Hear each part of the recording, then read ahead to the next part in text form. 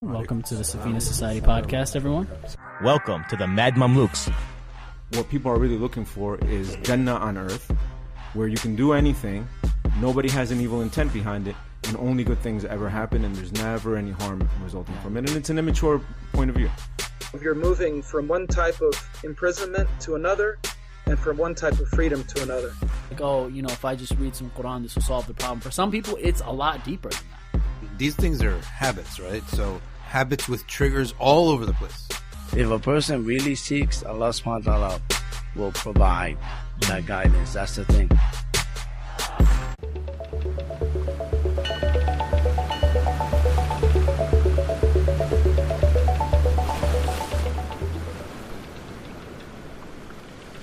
Assalamu alaikum. Welcome to the Safina Society Mad Mamluks Collaboration Podcast. First of all, I want to thank the brothers here for inviting us to Central Jersey, the armpit of America. Oh, be careful. Be careful. Wow. We Chi-Town folks are pretty high class, Oh.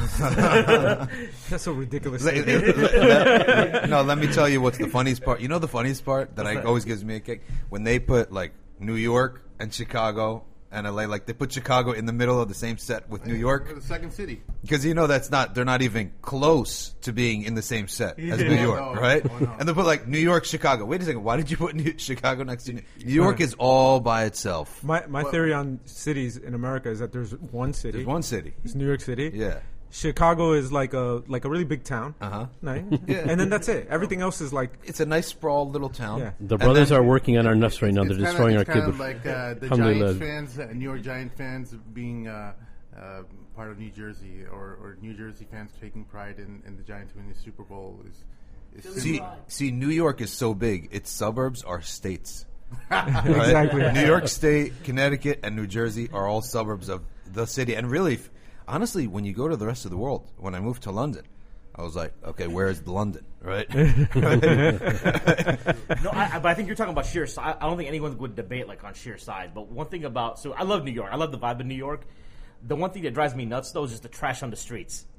Oh, that's only certain parts, right? It was like in Soho, like in Manhattan. You would expect, really? Yeah. I mean, But I think it's wait, a space issue, right? You guys are Daisy, man. What are you complaining about? We were just talking about this. When I went to London a couple of years ago. I visited East London. It was the only part, the Muslim Bengali part. Yeah. Is the only part that was full of trash. Bengalis are like that. So why is he complaining about New York? Now, the element of New York is so obvious. The reason why is because it's surrounded by water, so they have to build up, right? And you have to cram everything. So there's no other city that's really like that. So Chicago, London, L.A. Yeah, they just sprawl out. They're all sprawled out. So in that respect, so I can imagine, though, you could probably make more friends and have like a better life and have a little city vibe in Chicago. Same as London. Like you could actually live there. You can't really live in New York City, in Manhattan. When I say New York City, I mean Manhattan, right? And live a normal life. No, right? There's too much good stuff around. It's not a normal life at all. Well, Chicago also had the advantage of being burnt down and then rebuilt. What is it, the 1892 fire or something like that? Yeah, that cow knocked over. The cow knocked over the bucket. Cow. Yeah. But that's why it's called the second city, though, because it was kind of like the second version. A lot of people think it's second city as it relates to New York. I think that's what it is. No, it's second city because of the fire. Oh, I thought they were like actually being honest with themselves. Second city, New York. Also called the city of broad shoulders. But dude, I once there was a sheikh. He was a little upset with me. So his kids were getting married, and they have to be getting married in our mosque, right? So I went. It was his grandkid, actually. I went, and his kid had moved to New Jersey, right? So I was like, oh, so you're becoming like a New Yorker, New Jersey now, right? Dude, his mom flipped out on me. They started getting so upset. No, never leave Chicago. So you guys are very, very emotional about... We're very Chicago Sharifish. Yeah, it's like really emotional about it. We've had a lot of bad sports teams for a while, so we finally won the World Series with the Chicago Cubs. Yeah. So now we have a little bit of a backbone. Dude, you had Jordan, so if you have nothing for the next century, you're fine, right? That's true. Same with Boston, like, right? Are there any Muslims of any other background in Chicago? Oh yeah, not as much as New York, but yeah. I mean, we have like one Arab family. No, there's a big Egyptian Palestinian population. I live in like Little Palestine. There's a wing of Palestinians, yeah, and a wing of Desis. So there's a wing where and it's unfortunate, and it's a message out to the Palestinians to really think about this. The Quran is memorized seriously in the Desi wing of Chicago, and the meat is secure. That they took care of the meat in that area of Chicago, whereas the meat there is going on fatawa, say Bismillah and eat whatever it is, okay? And the Quran is not really like a top priority to be memorized. Whereas in Chicago, any of these masajid in the Desi community, mashallah, it's amazing. It's like they're going for the whole hifz. They're not contenting with 3 juz or 2 juz, right?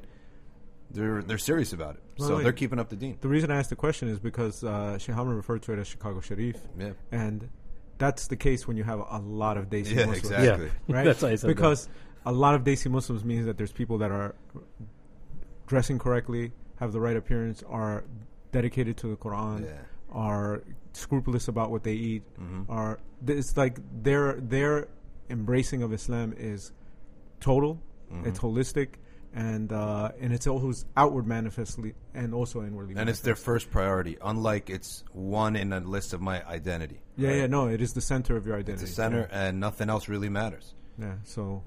Yeah, I mean, we're not going to be pretentious and say that all the Muslims are like that. Of course not. But the combo of New York and California, I think, is in Chicago.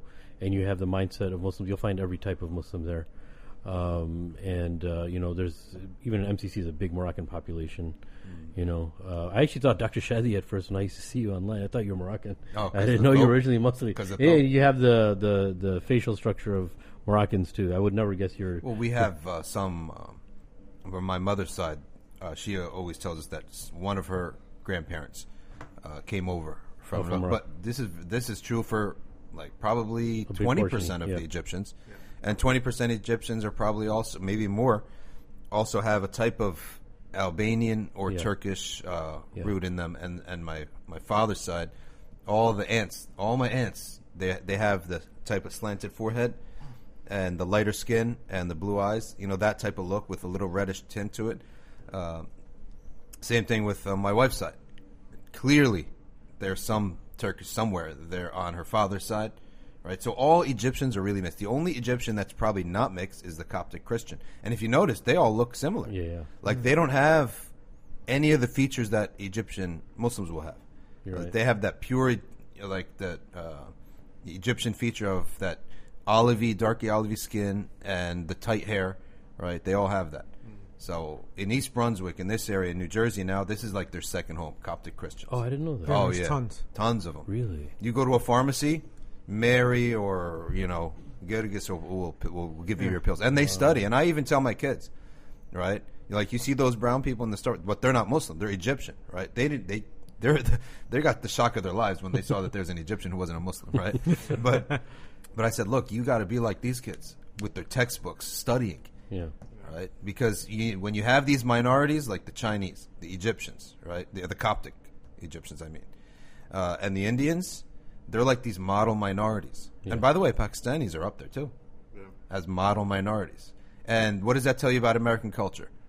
The longer you stay in America, the worse your habits get. It's a fact, right? The worse your habits get. Yeah. So what does that say about American culture? And the whole Sachs, what's his name? Leon Sachs or whatever? Leonard Sachs. Leonard P. Sachs. His whole thing, and he went all over the news, and his whole tour is all about identify American culture and avoid every aspect of it, right? Because it's destructive. That talks about that theory in sociology that talks about how nations, when they rise and then they fall, because the people who were suffering, they ended up getting fat and lazy. That's what it is. They lose the tradition of their forefathers who had done all the struggle. Yeah. But America found a way around that by having a steady stream of immigrants who can actually be hungry. Have hunger. Hungry and mitigate that problem. They realized it wasn't overlooked. They knew that they had this goal, but how do we mitigate this problem where we constantly have people who are striving for success? And just the idea that the Protestant at one point used to be associated with the Protestant ethic, right? The white Protestant was, the hardest worker, et cetera, et cetera. And now, if you're a white and you're evangelical, that's almost like a curse. Like, you're going to be at the bottom of the barrel intellectually. That's the association. And that's definitely what it's an interesting point. The coasts want to a lot present. a lot of conservative legal analysts, they talk about why the Supreme Court is stocked with Jews and Catholics. Yeah, and it's because Protestants have taken like an anti-intellectual route in America. Yeah. They've given up on academia and that kind of stuff. They'll go to school, they'll become bankers or whatever. Yeah. But they're not pursuing any of the more intellectual pursuits that will end up getting you into a high court job. Bill Belichick, I saw a thing on him, and they asked him, like, how do you keep succeeding like this? And one of the things that he did, he didn't really talk about it, but people observed it, he never updated the offices. Like, with all their championships, he didn't put, like, a trophy case. Really? He didn't update the offices. When they go in, it's like a grimy, nasty old office with partitions, like in a cheap... Almost like a cubicle type. Like partition. Cubicles for people. His office is nasty, right? He never updated anything. And one of the studies, I think we talked about this sometime before, a study on one of the most successful schools. This university, it produces extremely successful people. We did talk about it. Yeah.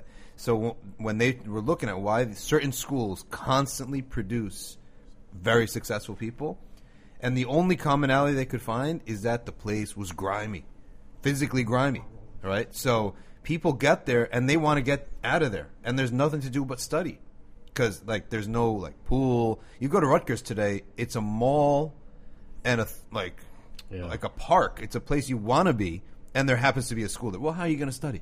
Yeah. Right. Same thing with ESPN. A lot of sports networks started up. Why did they defeat everyone? Because they were in Bristol, Connecticut. There's nothing to do, right? Right? Except go to work. So people will be like, on Saturday, what is there to do? Well, let's pop over to ESPN.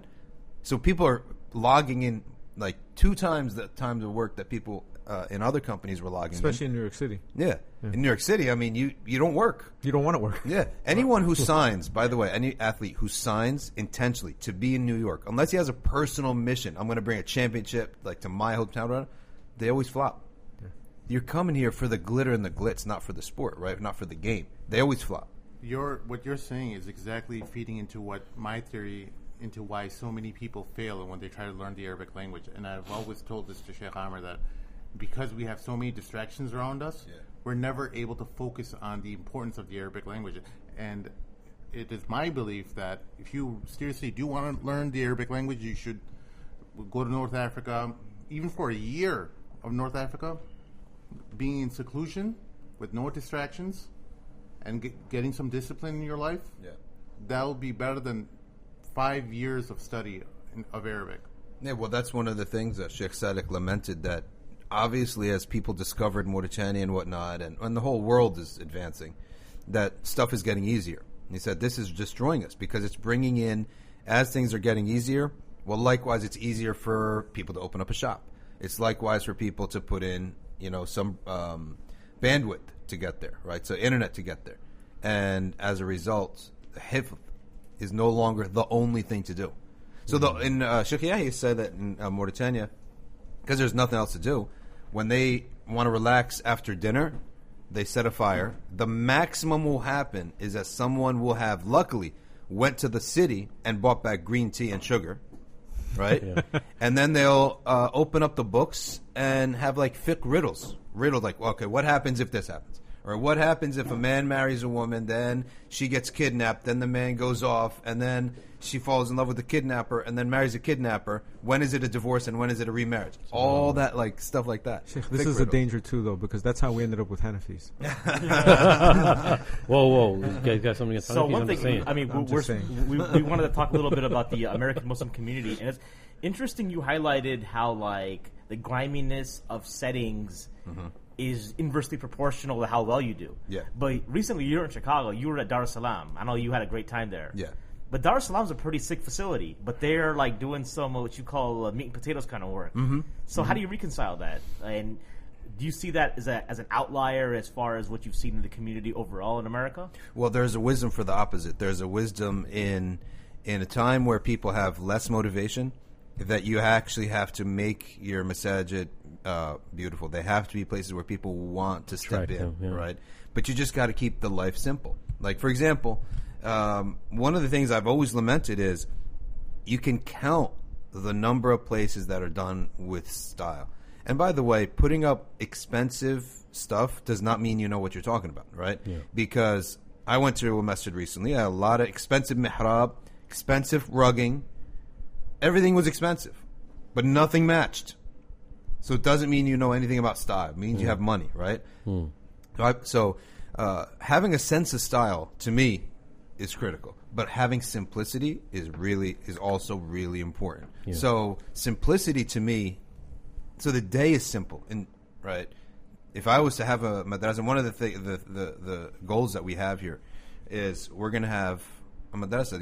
You guys aren't going to hog all the Darus Salams and just churning out factories of ahnaf, right? Okay? I think that's the goal, though. But by the way, it's gonna prevail. What does that say about the barakah that Imam Abu Hanifa has in the heavens? Subhanallah. Yeah. That we actually broke it down. Remember that one time we broke it down where we said, okay, Muslims are greater than Catholics, right?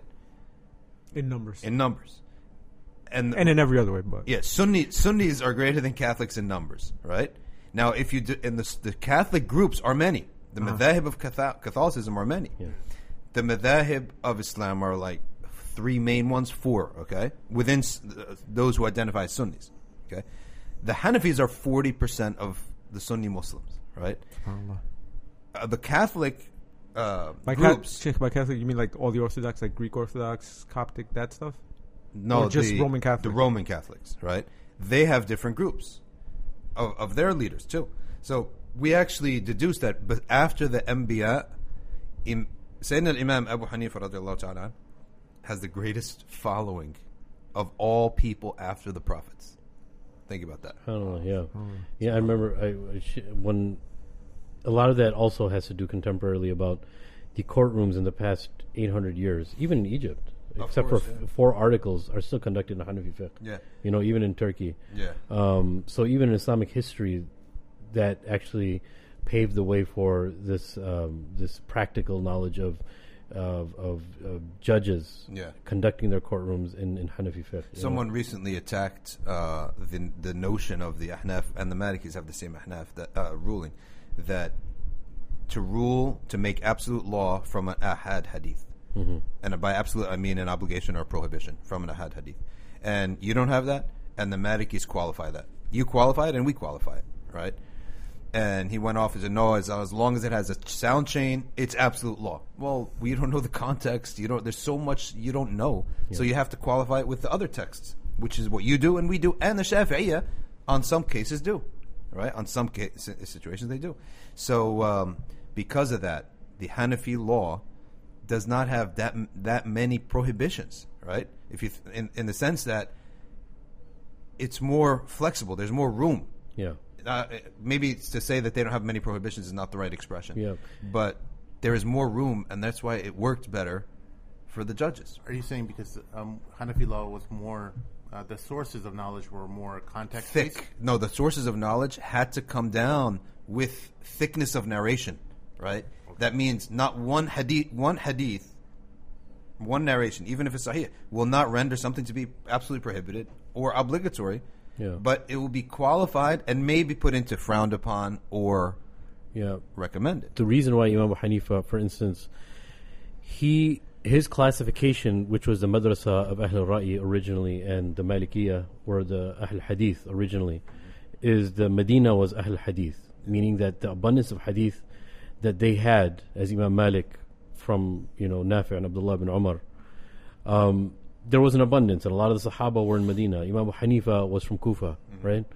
So the Ahl al-Ra'i had to utilize the hadith that they had, which wasn't as an abundance as the Ahl Hadith had Medina, the Malikiyah. So they had to utilize, and the cultural, the geographic mindset was completely different in Kufa. The Kufa, they were known as people of, I don't mean this in a condescending way, but civilization, engineers, and technology. The people of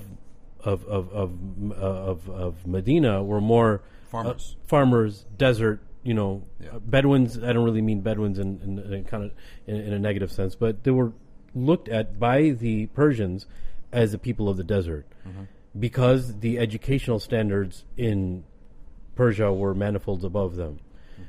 So the dilemma that the Hanafis may have had was the lack of narrations that the people of Medina had. But the advantage the people of Kufa had was a whole different science of extrapolating, right?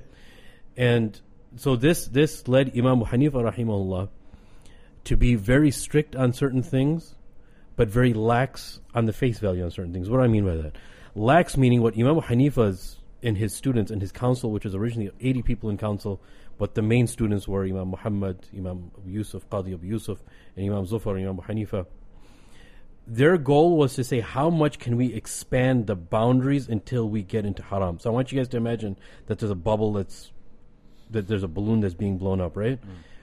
We want to stop where the popping point is and talk about everything inside. Yeah. There's a misconception about the Hanafiya, right? The misconception is that as long as you can use your mind to make something, that's a very Mu'tazili thought. That's not how Imam Hanifa thought. His thought was this: listen, we have to find where the boundaries of haram actually start, where we can stop. Yeah. The Malikiyah were very strict. You know, and I don't want to disrespect. There's a sheikh from the Malikiyah. I don't want to talk on the behalf of the Malikiyah.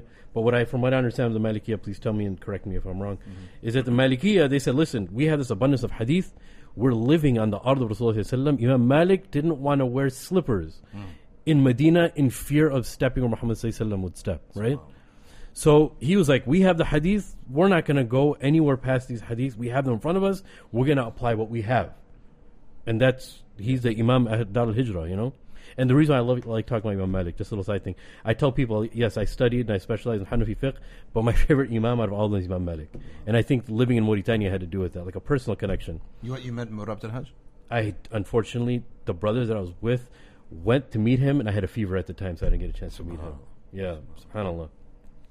So anyway, what the Hanafis do is, and people misunderstand that from Imam Hanifa, but Imam Hanifa says, listen, we have to expand the boundaries to see where the halal ends, and all of that you can do. Some of those are not encouraged to do. That's where the confusion is.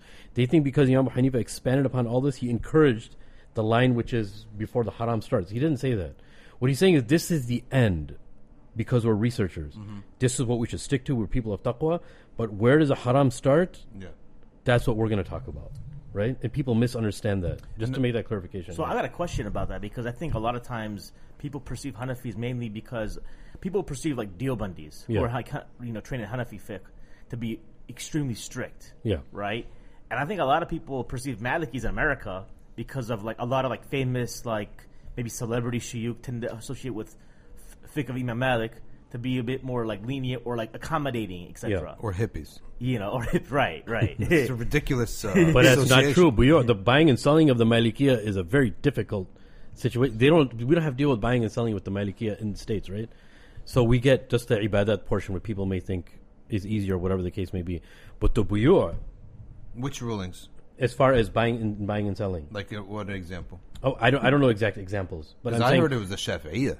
The Shafi'iyah, but what I'm talking about is when I was in Mauritania and people were going to Khalil and get to buyu', and some of the stuff that would go by, they would spend a lot of time and lots of confusion and not because that obviously there's nothing wrong with it, but what I'm leading to is a lot of people think that they say, oh, this madhab is easier, this is harder. It doesn't actually work like that. Yeah. There may be certain chapters, because you're living in Persia, for instance, and you're a Maliki, that's obviously going to be difficult for you. Yeah. You're in America, you're living as an amalgam of all these different madhahib. Some people have madhahib, some people don't practice Islam.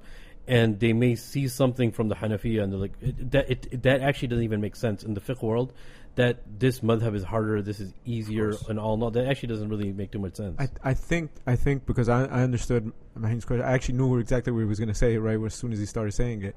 I think that some of that impression that people get, especially living in America from the Hanafis, especially the Indo-Pak Hanafis, is that they're very uncompromising on their positions in a way that seems it's almost reminiscent of what you get when you deal with like hardcore Salafis, right? And there's a historical reason for that. You know that story you were telling about in Egypt, the guy talking about the beard, just let it grow all the way up to your eyeballs, right? If your beard is not a fist length, you're just haram, and that's all it is, right? There's no room for. Well, you have a different opinion. That brings up a question. Before we finish that subject, is it correct? I was recently told that in the Hanafi school, a sunnah mu'akkada, to leave it without a valid reason is sinful. To make a habit of leaving it, To make a habit of leaving it. Okay. Yeah, same thing with... Like an example, was that the 2 rak'ah like before Fajr? 2 rak'ah before Fajr and even after, without a valid reason. Without a valid reason. And we have to understand why Imam Abu Hanifa... To leave it habitually, not to leave it once. Habitually. Yes. So all that comes to narrations. I don't know if you want to talk about narrations and why he made that classification. But to get to your point, I think it's a really important point. And I think Deobandis get knocked on this for this. And I'll actually be fair here. Is that there's a historical reason why Deobandis seem to be very strict on Indo-Pak, and it's very historical and happens. It's about the British colonization that occurred, and even at that time, the ulama would say that anyone who dresses up like a Westerner, like the invader, because that's how they saw it, right? That's what it was. Yeah, it's a danger of leaving the fold of Islam because you're resembling the enemy right now. Yeah, and when the Brits came, so. The madhab and Deoband people think it's actually a school. It's a movement. It's very, very clear. There's nothing hidden about that. Deoband is actually considered a movement, and that movement was to fight the colonization. Yeah. And they still, one thing I respect about them a lot is they still stuck to that. But I may disagree where that application doesn't apply in many instances anymore. So you don't have to have your guards up so high anymore, right? But it's because of the British occupation. And they didn't want that resemblance. They were feared. The scholars at that time obviously were killed by the thousands in public to make examples of, right? So obviously they would have to have very, very stringent laws. If somebody starts dressing like a British guy and thousands of ulama are being like, dude, you're a traitor. Yeah. Why are you dressing like them? They're killing us. It makes total sense. Yeah, yeah. And it's not unique to them. Many rulings, even in Syria. I once asked one of the Syrian imams, and I was laughing actually, because someone had said wearing pants was an innovation. And I was like, who wrote that fatwa? Well, and then a Syrian scholar corrected me, said, no, that fatwa did exist at a time when the only people wearing pants were the invading colonizers, right? So to dress like them was an innovation. But when it became a norm, then it stopped being an innovation. And that's where there's an area in Sharia where is tashabbuh bi ahl al-fisq or shi'aru fisq, the symbol of fisq, or symbol of the enemy of Islam, is prohibited to take on that image. So, but also just to give people a background, the Deobandis, to be fair, there's Syrian Ahnaf, there are Turkish Ahnaf, and I think we should, for some people, imagine that a Hanafi is just the Deobandi. So if he doesn't like one thing from the Deobandis, he'll throw out the whole Hanafi method. That's ridiculous. You have many Indian Ahnaf who are not Deobandis. You have many Turkish and Syrians who don't even know what Deobandi is, right? So when people broaden their mind towards the Hanafi school, they should broaden up and realize that the Turkish examples. And by the way, Erdogan just announced, what's the name of the university? He said he's going to compete with Azhar. He's going to make a new Azhar where Ahl Sunnah and Jama'ah will have a university, and it's going to open in 2019, I believe, he said. So, Saad, can you look up that press release? Because that's something. Istanbul is a place I can live. Yeah, I mean, Istanbul is a place you could live. We already have Cyrus. That might already. Be my next big hub, man. Yeah, Cyrus already lives there. I'm not going to Cairo. No. I would, yeah. Why aren't you going? What's with Cairo, bro? Dude, Istanbul's a great place to live. Cairo's got a special place in my heart, bro. Cairo? That's great. Well, you should get your heart checked. All right, bro. I'm leaving, bro. I'm out of here. I gotta leave my 350Z. Get an EKG. If Mahin thought that New York was dirty, bro, he would die as soon as he steps off the plane. Oh man. No, but you said that Cyrus lives over there. I've known Cyrus through Twitter, and. Did he give you? He paid a visit to NBSC, right? And we had him on the podcast. Right. Yeah. Did he give you guys any tips on how, if somebody was inclined to move to Turkey? So, see, here's the thing: we need a guy an American to go make the hijrah there, set up a website, and give us all the instructions on how people can get there. I mean, I'm not planning to go anywhere soon, but for others who do, they should have they should have. If anybody actually wants to do it, right? They can just go through Sheikh Mokhtar's program. You'll be there for a year. Sheikh Mokhtar. Oh, okay, yeah. You'll be there for a year. You'll make a lot of connections. There. Yeah, and then just work on figuring out what you want to do once you're there. I can't, to be honest with you, I can't be an immigrant. It's really hard to be an immigrant, right? I mean, I don't even like to leave New Jersey.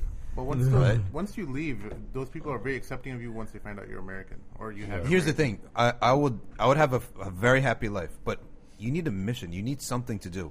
You can't. What am I going to do there? Right. So what you're saying is, let me dissect. I think what you're trying to say is because I have the same problem sometimes. When you go there, all you're going to be doing is studying in their meet because there's nothing you could do past that. Yeah, what can I do? You're going to be a student for the rest of your life. These are my people. You're going to be a student for the rest of your life, and there's no proactivity. I don't know what I want to do. What type of dawah are you going to do there? You're saying, Yeah, instance, you're right? also not going to even if you're living there, you're going to pick up some Turkish. Turkish is super hard to speak well. Yeah. So you're going to end up. Dude, the accent, the vowels that they have. I don't think we'll ever get it. The four of us here, Saad, Muin, myself, Alex, we grew up in New Jersey, right? There is no point in life. We want to live in such a way that when we're all white-haired old men, we want to be able to say, and the other people who live in Jersey too, right, who are doing this type of work, we want to be able to say, man, do you guys remember what New Jersey was like when we were young? And then, alhamdulillah, Allah has honored us, right, to be able to bring about this new thing, right, or this addition to the state, or something like addition to the area, or the people come here to study, right, something like that, or that there is a castle for Ahl Sunnah, right, that wasn't here before, and Allah honored us to be able to be the bricklayers of that castle. MashaAllah, man. So, if you move, we could turn it into a college later, too. No, dude, that's an awesome mindset. And I think what you're bringing to the table, man, it's a whole different thing. And you're going to have a lot of success, inshallah. The way you're doing things, I think that you guys, especially yourself and your team, the seminary that you guys are a part of, and it's very inspirational, to be honest with you. Are you doing something like that in Chicago? I'm not. I'm Where a do loser. you teach? I'm a loser. I don't do anything. No, I teach at a Islamic school. I teach high school Islamic studies and design the curriculum there. Oh, that's and good. Teach it. Yeah. One thing I wanted to, it was on my mind for the Ahnaf, just to give people out there practical advice if you're listening, because I know there are a lot of listeners. Australia, I realize, had as many as I thought. A lot of people listen to your stuff, to our stuff, to a lot of stuff in Australia. All the listeners out there, England, wherever, Canada, the Ahnaf are the best example in upkeeping Sunnah Mu'akkada prayers. And you can't... Well, it's because they have so many. You guys have more than 12? How many do you have? Yeah. Oh, you have more than 12? Out of all the prayers? Sunnah Mu'akkada, confirmed. Sheikh Amar's the only one that can answer because he's the only one I think to identify as Hanafi or has studied. And what about you guys? I'm Maliki. Oh, Allahu Akbar. And you? Whatever's easy. Okay. You hung out with the Arabs too much. Sim hung out with the Arabs too This is much. a Safina podcast. You can get lynched there. You're gonna pick a method by the next hour. I was gonna actually mention that since he brought it up. When you talk about the American Muslim community, right, and people who listen to us, or maybe just general Muslims, maybe people who listen to our show might have madhabs identified, but that's like the vast minority of people, don't you think? But let me just finish that thought, that to keep up the Sunnah Mu'akkada, never leave it off, because I'm telling you, you're not only just your deen, your stability. You read these self-help books and they tell you do this and do that. Stability comes from Allah Ta'ala. And when people do their Sunnah Mu'akkada, you got 5 pillars of your 5 prayers, but you're putting up an extra pillar, 2 extra pillars before Fajr, couple extra pillars before Dhuhr, after. You're solidifying that. And in the sight of Allah, you become beloved. And Allah stabilizes you for you. Stabilizes your life for you. Yeah. As Allah says, whoever focuses on Allah, Allah gathers his affair. Yeah. And you notice, subhanAllah. And even, I'm telling you, children notice. Children, that's youth, they can go to a household and it's helter-skelter. Right? Just for the sake of the listener, let them know what is Sunnah Mu'akkada. Oh, a confirmed Sunnah is a Sunnah that Prophet ﷺ never, a Salah the Prophet never left off in the presence. Yeah. It's so much so that they considered leaving it off habitually to be, Imam Malik says, it's a fasiq. So wouldn't tahajjud be the same way? No, it's 2 before Dhuhr, 2 before Fajr, 4 before Dhuhr, 2 after Dhuhr, nothing before after Asr, 2 after Maghrib, 2 after Isha. That's 12. Yeah. And Shaf and Witr is 3. Okay? So that's 15 in addition to your 17 obligatory. I'm telling you, one of the things to be an upright Muslim is that you observe Sunnah Mu'akkada. You don't skip it. Yeah. No, tired or not. You can do it sitting down, by the way. Like someone prays Isha and is like, oh, I have to do 2 more and then 3 more, right? We'll do it on your knees, sitting down. But you should be embarrassed if you don't need to. I mean, and skipping that, if you never skip Sunnah Mu'akkada, you'll never skip a Fard. And let me add on to this, Sheikh, if you allow me. when you hear the number 15, aside from the 17, it sounds intimidating to some people, right? They should be honored. Yes. I tell you, you should be lucky and honored. If you're going to have that mindset. I love this rawness. I got to learn this from you, man. You're going to have that mindset going into raw, the deen. Yeah. Allah is inviting you to connect to the Khaliq, the necessary Khaliq, the one who has created everything. And you're lazy. And what you said is, oh, the madhahib, that's a minority. Well, we're not going to come to where... We're not going to aim for what people are already at. We need to lift the people up and recognize. And that's what season 3, we're leading to that.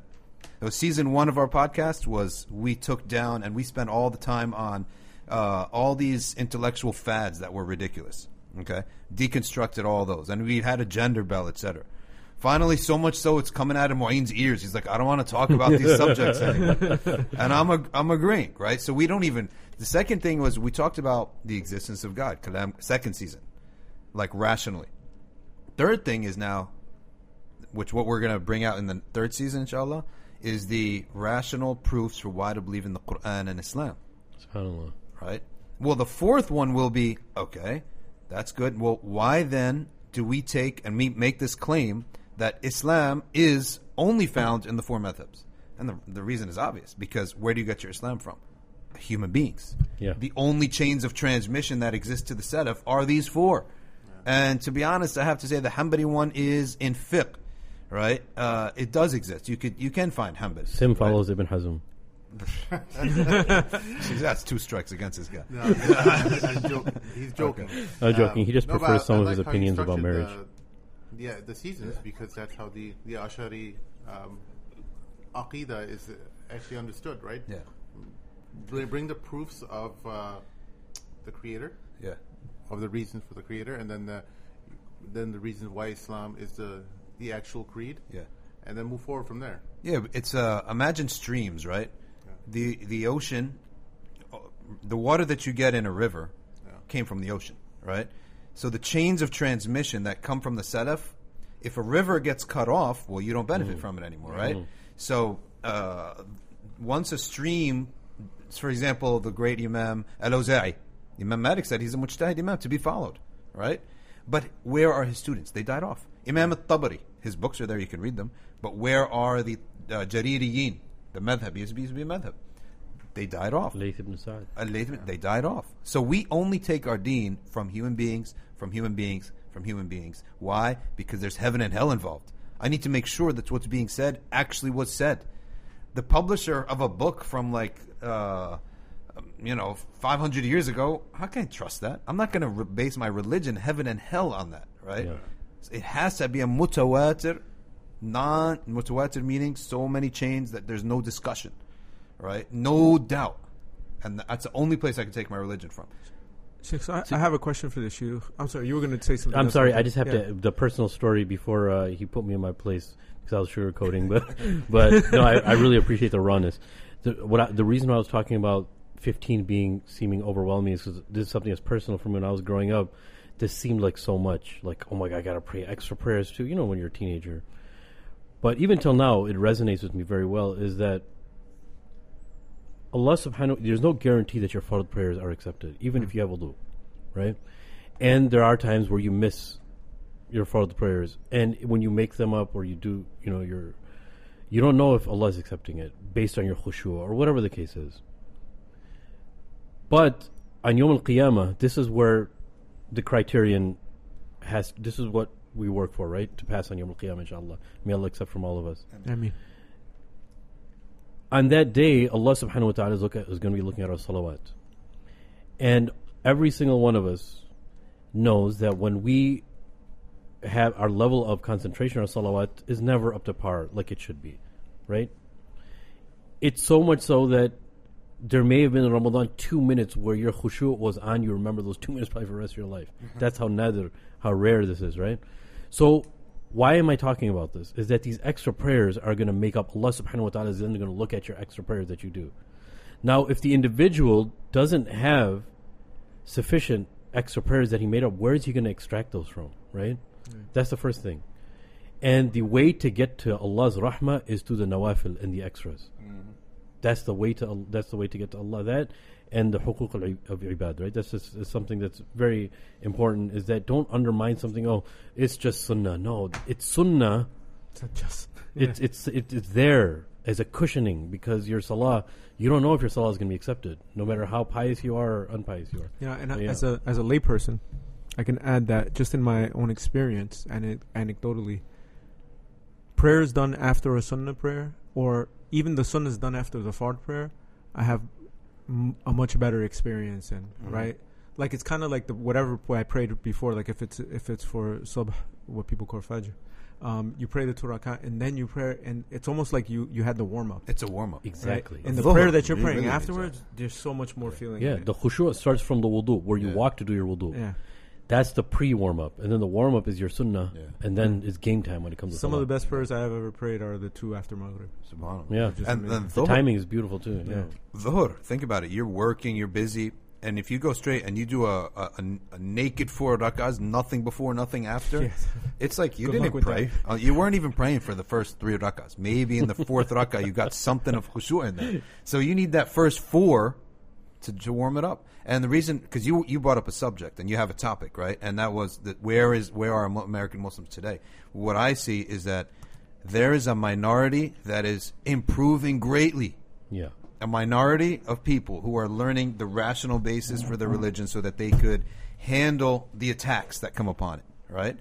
And they're realizing there's no such thing as a common Muslim anymore, right? Everyone's got to learn, right? Because if you think, okay, I'm safe for myself, you're wrong, right? You're not safe for yourself. You have to learn. You have to be involved in something.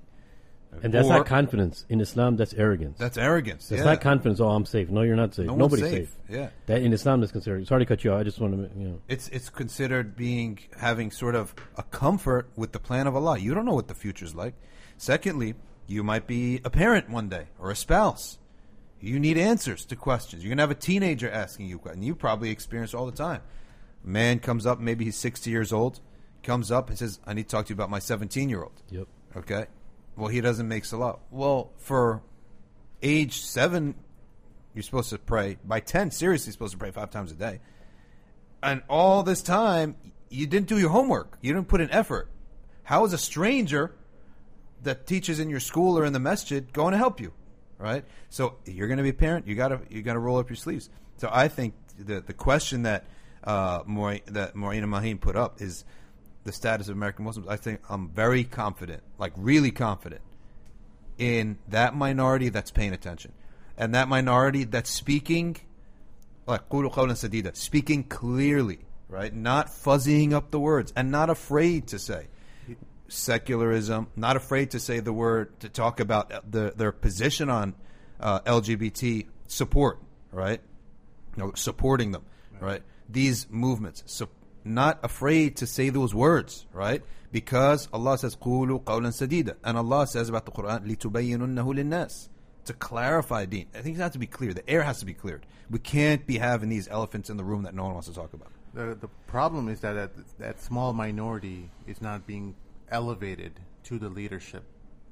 That's good. That's the problem. That is a problem. This is the problem that is happening when capitalism has merged into our aqidah and corrupted it, where the main providers of our institutions are the people who are the most wealthiest, who not necessarily have the best interest of Islam or the religion. They may have inclinations towards, create a big name for themselves and leaving a legacy, or other motives, that pollute their community by extension of their money.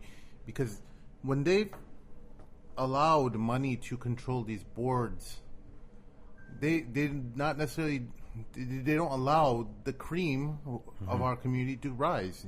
Well, there are 2 points. Number one, it's just a matter of time, because your common person, young person who really is needs some juice. I really seriously need some meat and potatoes and juice. I'm hungry for the haqq.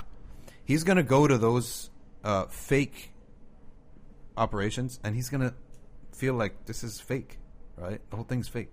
There's no juice here. And he's going to go and find some, grimy YouTube video where someone's sincere, and that's where he's going to know that now this touched my heart. So you can.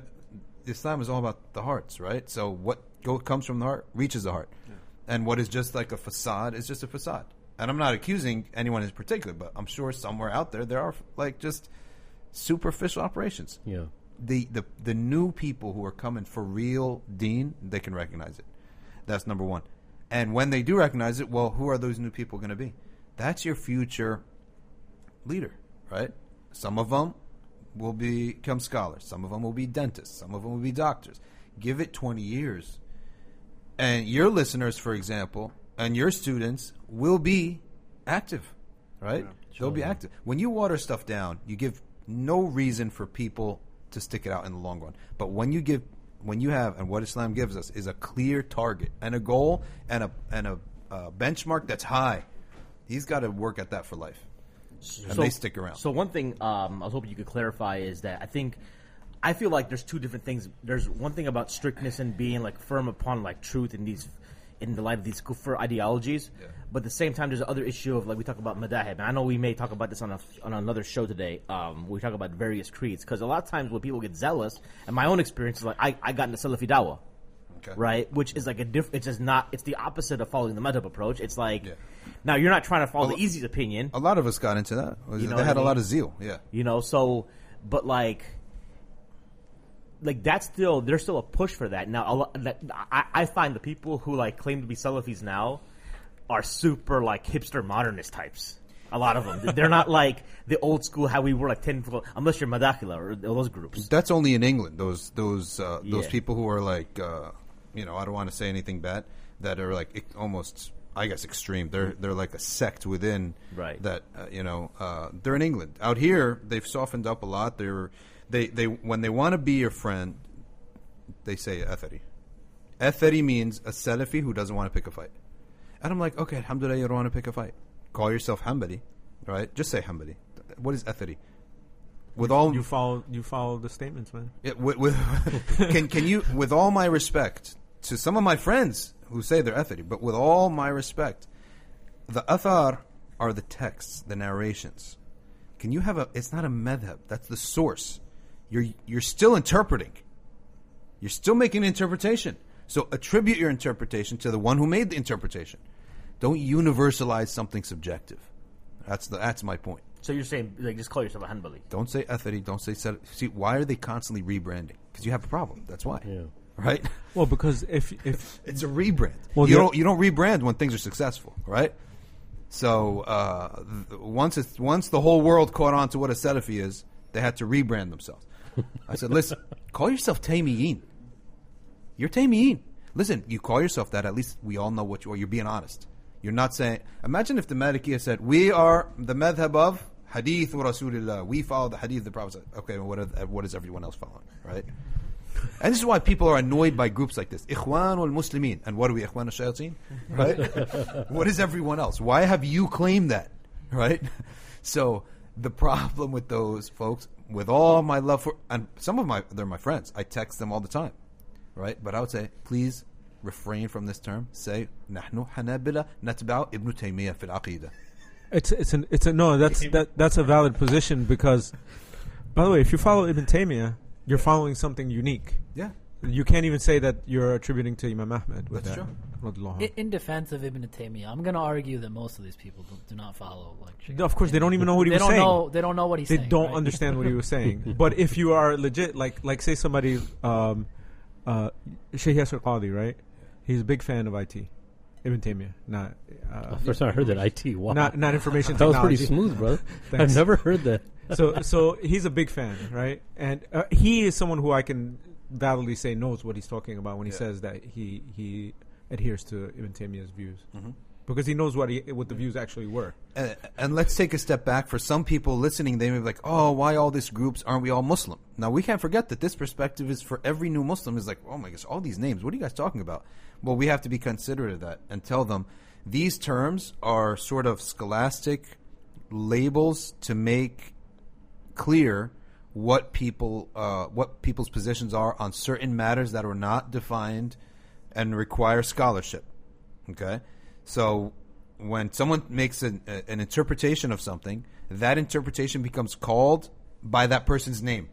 Just like if Boyle or some whatever scientist comes up with a theory of something, you name the theory after him. Or he discovers an element, it's named after him. Likewise, in Islam, not everything is descript and given absolute detail in the Quran and Hadith. Someone must extrapolate an interpretation. So that interpretation is named after that person. And the followers of that interpretation attribute themselves to that person on that matter, right? Yeah. So yeah, we're all Muslim in one sense, but on those minor details, really, I would say, minor details, okay? Some not less minor than others, right? Yeah. Then those followers of Abu Hanifa will call themselves Ahnaf. Because on that matter, they feel that Imam Abu Hanifa, what he said is correct. And the four madhabs all recognize one another. That's correct. So for those people who are like, wow, why are you saying all these names? So what we're saying is respect scholarship, and respect our intellects. Yeah. And don't say we are the followers of al-haq. We just follow the truth. No, you follow an interpretation. So please call yourselves Taymiyin from now on. Okay. So in typical Mad Mamluk Safina's fashion, we have digressed into a completely different subject. We'll save for later, but we'll come back to it. Okay, so what is the topic today? So we are going to talk about, we're both podcasters, right? Yeah. So how's it been? Like, for you guys, it's interesting, because I remember, maybe you can, refute this claim, but when I met Muin in Philly, a couple months ago, he was saying that Safina Society is, you guys actually are you do Islamic studies classes, right? Mm-hmm. And podcasting for you is when y'all have time, or it's third tier, fourth tier. It's not the higher priority thing, right? It's one of the bases. Yeah. Right. For us, it's that's all we do. Good. Yeah. We don't do anything else. We might, for us, we're like media. Yeah. Right? But we're not the first ones either. You know what I'm saying? There have been other Muslim podcasts out there. Are there really? Nothing that got our attention. There were search engines before Google, right? but the one podcast that ever got my attention, firstly, because your little logo sticks out. If you got your computer open and there's a Mad Mamluk's tweet that goes up, you see it because it's bright yellow, right? Yeah. So I got to give you credit for whoever who chose that. Yeah, and also the name was flag. The yellow. Oh, is that the Mad Mamluk's flag? I thought it was the Wu-Tang colors. That's why we. No, man. We give it a lot of thought before we choose the logo and everything. What's the ancient Mamluk flag from Egypt? And it just said, and your logo says Mad Mamluks and has the Mamluk style mosque, right? Silhouette. Yeah. Okay, so I got to give you credit for that. And we got T-shirts for you guys. Oh, good. Oh, mashallah. Yeah, good. Oh, we should have gotten T-shirts. All right. We have to make T-shirts. You can just give us free lifetime access to all your classes. You can screen print. So you were saying? Yeah. So see, I had heard. It's funny. So let's talk a little about our story. So these guys, I didn't know Sheikh Amr and Sim. Sim, I've known of him because he's the older brother of one of my good friends when I first moved to Chicago. I'm not a local Chicago guy. And I've known a Sheikh Amr because I slept in his parents' house 10 years ago or something like that. It was 15 years ago. Yeah. Where are you from originally? Columbus, Ohio. Oh, okay. Yeah. That's sad. That's really sad. Very sad. Yeah. That's you better love Chicago now. Yeah, so I ain't never going back to Columbus, But so I actually was taking an Arabic class with Sim's wife. Yeah. And then she's talking about this podcast, my husband and Sheikh Amr Said started this podcast called Mad Mamluks. I was like, I'm good. I listen to a podcast called Diffuse Congruence. Okay. That's fuzzy stuff, right? Is it good or is it fuzzy stuff? I mean, they have some good guests. They had Dr. Omar. They had Imam Zaid on there. These guys. It's interview style. That's the podcast where Dr. Omar was talking about a bunch of stuff one time, and also about that. That we're bigots for Quran. making a statement. Yeah, against that was on that podcast. So we're bigots for making a comment. Did he say that on that podcast? Yeah, that's what he said. Really? It's in the last 5 minutes or something. Really? Yeah. About Safina. Wow. Bigots. About Dr. Shadee. Yeah. Bigots for how is that bigotry? I don't even. People should stop being bigoted and be more open-minded. What term Not feeling big. Unbelievable. I have to go back and check that out because I actually recommended that podcast. The first 30 minutes to some kuffar who are thinking about Islam. I mean, it's good. Yeah. And Dr. Omar is smart and he's very good with that kind of stuff. Right. But so I just wanted to give Dr. Shadee the reference of which podcast we're talking about. Okay. So I listen to them and I listen to other like random stuff too. I listen to Green podcasts. frame. Fusing for what? Diffuse congruence. Okay, so Yeah. okay. So just in case, I listened. So I was listening to their podcast. I listened to like other like random sports podcasts, and then all of a sudden like I meet Sim was trying to recruit. At the time you guys started, y'all had pretty. No one. Again, first of all, Muslims don't even know what podcasting is. You guys approach like Mashayikh, and they're like, "Yeah, what's that? We don't know." So you were getting like local cats on. Yeah. And then we were trying to get. I think Sim was trying to get one of the like more. You tell the story. You tell the story then. Yeah. So somebody was visiting locally. So one of the big names. And he was visiting a friend, and I thought, you know what, I'm going to go, and my brother is usually in that crowd, and he said, hey, why don't you go over there and invite him on? And I said, okay, fine. I went to the house, and I met Mahin over there, and I was like, hey, you heard about Mad Mamluks? He's like, yeah, I like your show, blah, blah, blah. And I'm like, okay, that's great. You have a great broadcasting voice. Did you ever consider going to you? Yeah, so I was thinking... man, this guy has a voice, and I have an anchor who's gone missing. He's a young cat who's college, and he's very busy now. And I'm thinking I gotta find somebody who will fit the spot. And then, alhamdulillah, I found this guy with a big booming voice among a crowd. I'm like, man, this guy's got that voice. So, well, let's see. And I told him I completely forgot about that scholar who was with. And he heard Mahin's voice, and he's like, I need this guy. He's our talent scout, mashallah.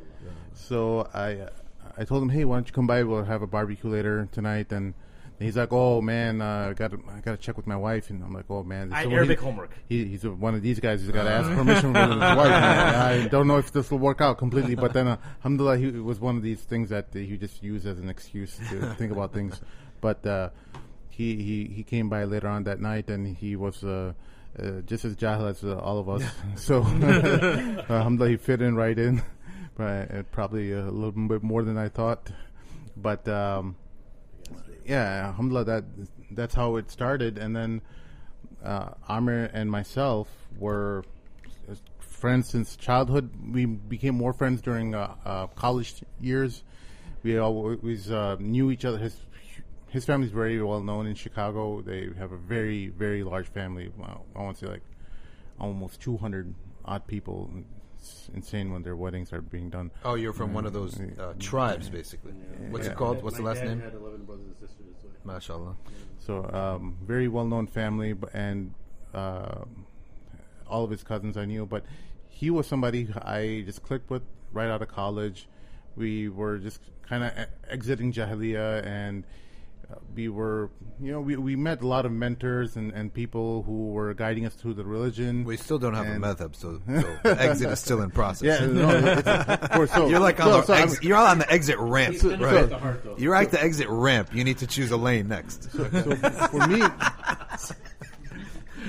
I'm getting to that actually. It's so this guy, Sheikh Amir, he went to Mauritania, and he ended up learning. He went to the great schools of Azhar and Mauritania. Okay, yeah. And Deoband. He was a Nadwa, right? Nadwa for like as a year. well. MashaAllah. So, mashallah, well-traveled guy. He never likes to talk about it, but somebody else speaks has Egyptian to, so. very good. Yeah, very well. So, and I was, for me, it was always a journey. I was, different paths. And when I was initially introduced to Islam, it was through Islamic movements like Hizb ut-Tahrir and Ikhwan, and then so later on it was later on it was Salafi type movements, and then but not the kind that Mahin was in. Mahin was in these people who make takfir and make argument who actually made arguments against people who were on my strand of the one the Qutubiyya and these arguments that they... What are the phrases say in the norm? Qutubism. I was like... Sururi. The other day we were doing... You were talking no, we were doing a recording with... and Sim was talking about like... Sheikh Safra Hawali? And I was like, oh yeah, isn't he from the Sururiya?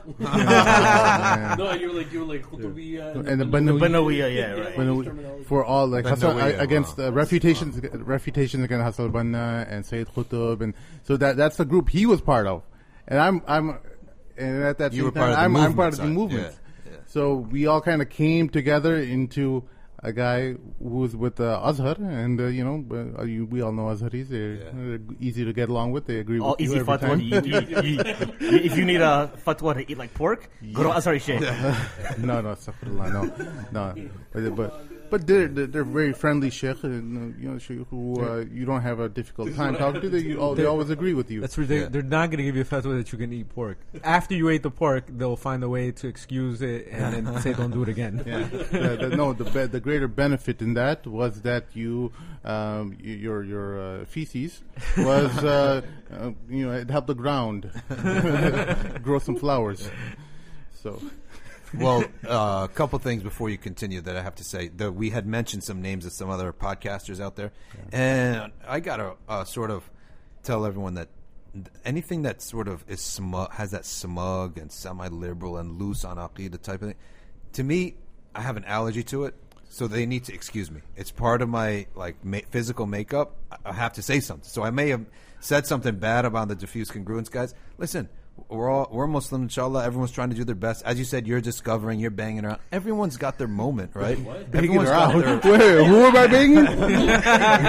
He said you're banging around. Yeah, like we're like a pinball. I hope my wife's not listening. No, not that kind.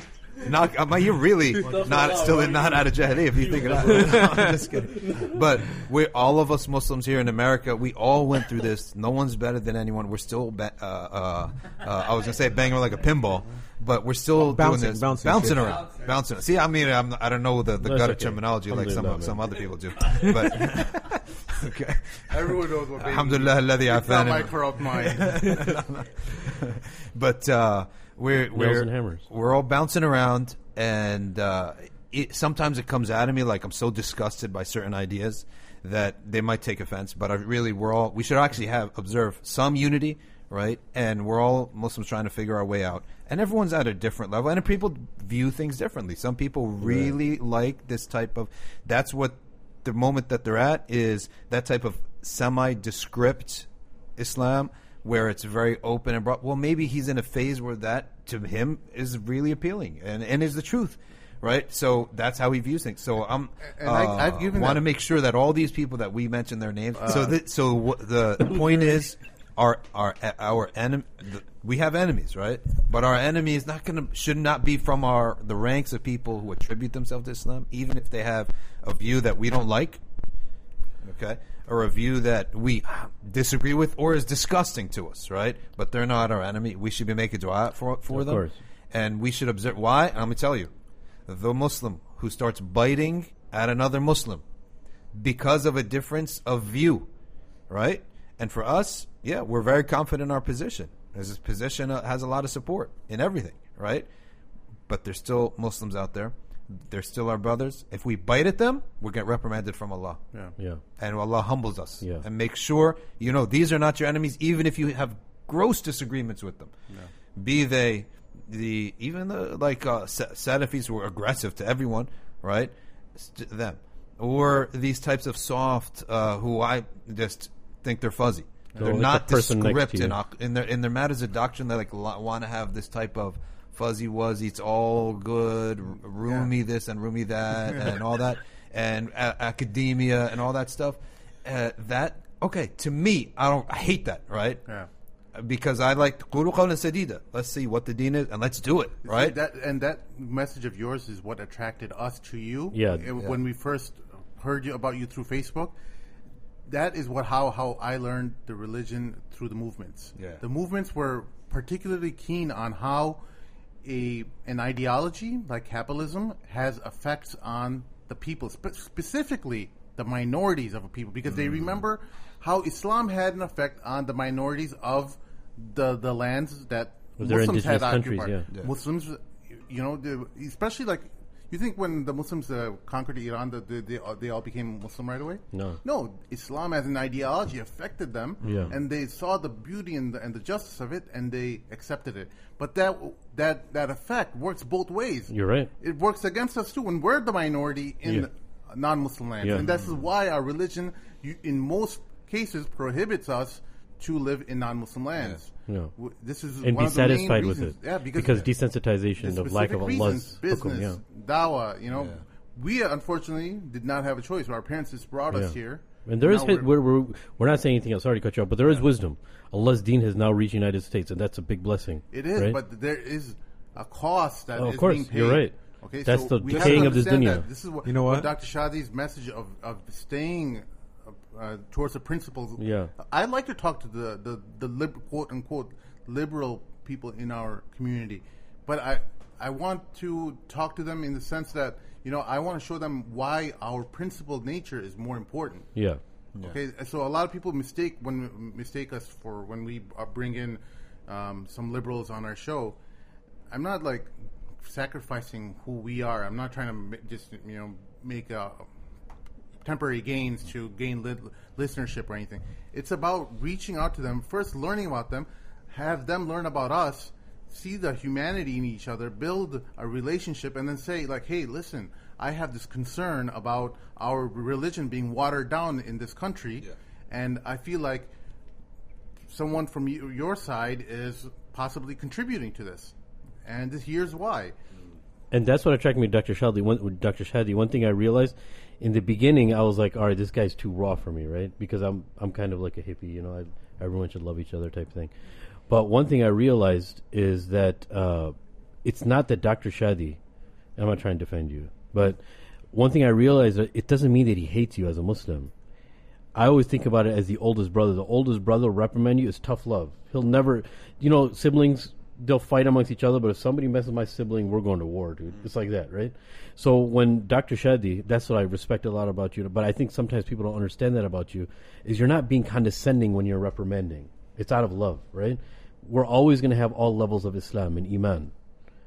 But unity of the Muslims is that no matter how many differences that we have, we still stick together, and we know that we're going to have problems. But those problems are going to be there.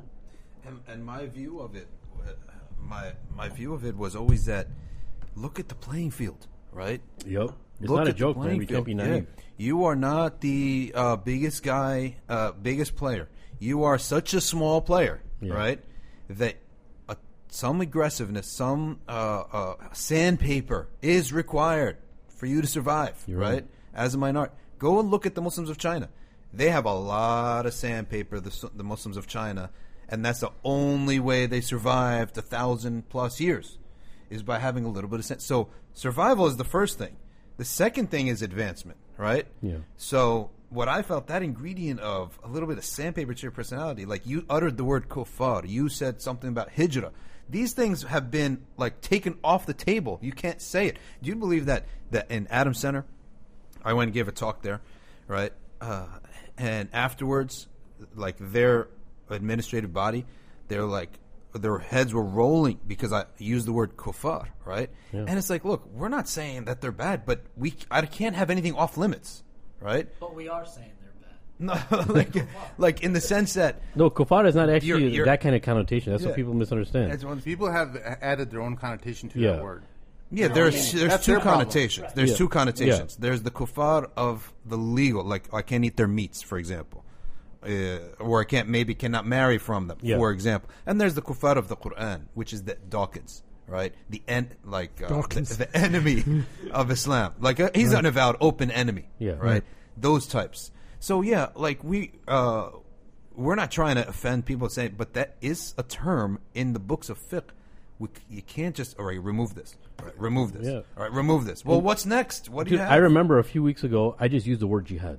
And the brothers cringed, bro. Yeah. Like, bro. And they even have a name for it now. They call it J Boogie, See, that's they spend too much time in academia. I guarantee they're academics, right? They probably spend too much time. They cringe. Yeah. And I think they're taught to cringe. Yes. By their liberal masters. Yeah. But it's not even them. Society's thinking for them. They're so used to society thinking for them. That's what exactly that it's not even their full reaction. It's society's reaction within them. Yeah, and I think the and I told this to Muin, a few weeks ago when we had lunch, that the way that the Safina Society podcast has sort of been is, again, it's really almost a secondary effort to the actual institution of knowledge that we try to there's classes and there's learning, and the podcast is really meant to reinforce that learning. And so I know ours has had slightly different flavor to it. It's much more Aqidah based, fiqh based, learning based, rather than guests or well, not even we do shoot the breeze, but it's more about actual learning and spreading a certain teaching. And I think Muin mentioned on a past podcast, it might have been Sim on one of your guys. It's like, for you guys, it's about like views and actually getting guests on and bringing out that opinion, and you guys are fairly neutral. For us, it's sort of been a little bit different. No, right? we don't. No, we don't say we're neutral. We always have a. We're open with our guests, that especially the liberal types. We tell them like, hey, we're coming from a conservative background. Like, you're coming on to something that is not something that you might not necessarily be used to. Recently, we invited a couple of liberal people, and when we invite them on, I'm very upfront with them. I'm like, look, this is the type of show you're coming on. I don't know if you heard of us, but alhamdulillah, usually they know what they're kind of getting into. But my perspective is that, like, I want to break that echo chamber. Like, I don't want I don't need the already people like-minded like us echoing everything what we say. Well, let's just say we have 100 listeners. I don't need just that 100 listeners just nodding their heads. I want to reach out to other people's. It doesn't mean that's one thing that people there's a misconception. They think that just because we're bringing on liberals that we're liberals. No, absolutely. Yeah, dude, plain and simple. I like to talk to everybody. Right, I don't agree with them, but I want to know what makes them tick. And I'm sorry, I'm going to ramble a little bit, but go for it. People think, and they have this weird association that if you have talked to somebody with a certain idea, then you're automatically like them. No, I just want to know what makes them tick. I want to know what room we have to have a good discussion and change some mindsets. You know what I'm saying? But also, like, we're convinced in our ideas. Like, there's no like shaking us in what we believe in. We believe in our set of principles that maybe we may not be able to do a good job in explaining as someone like Dr. Shadee would. So sometimes we may not be as combative on certain issues when we have that type of guest, but guaranteed in the next 2 or 3 episodes we'll have someone like Dr. Shadee on who will definitely drive home that point that was kind of missing from that episode. So there's like storylines that are kind of opening as these episodes happen, and then they're later on addressed through different guests and stuff. Right. When I meant neutral, I didn't mean neutral in the sense like gender neutral. Yeah. Right on cue, Chef Hammer. Mashallah. I'm sorry, dude. Yeah, I think he's trying to be serious. See, the problem is you guys invited a bunch of clowns, so we're gonna have a circus here. No, we clown around a lot. But what I was gonna say is, from the perspective of you guys have a lot more guests on. It's much more of an open discussion. Ours has sort of been more. The way I see it is your guys is more like a forum, and ours is a little. It is. It's more of a discussion forum. I think it's a great place to know what's out there. Absolutely, and that's where, like, I mean, the first topic that we had, it's kind of around that idea is where, since you guys have met so many different people, doing podcasting, I wanted to ask your guys about the viewpoint of the Muslim community that you had meeting all these people, because for us, the way we are is sort of like, it's like a bomb shelter, right? It's like we're like this, for us, it sort of is almost, I wouldn't say an echo chamber. It's a safe third space. Let's not call it a safe space. But but it without using the word, it kind of is, right? It's like, this is what we consider the haqq, the truth, and it's like, if you would like that, it's very raw. And if you don't want to listen to us, you're more than welcome not to listen to us. But we found a lot of our listeners come back for that very reason. Our basic thing, right? It's like, we have these conversations, and then you throw a mic behind it. We're having literally the same conversation, and then letting people listen in who might not be around, right? That's basically it. Like, this is just, let's document these conversations that we have all the time, and then just put them on the internet, and maybe some people will benefit. I mean, as far as Muin's question goes, in regards to how or what the state of the Muslim community is in terms of after meeting all these different personalities, we don't realize what a tsunami is right ahead of us.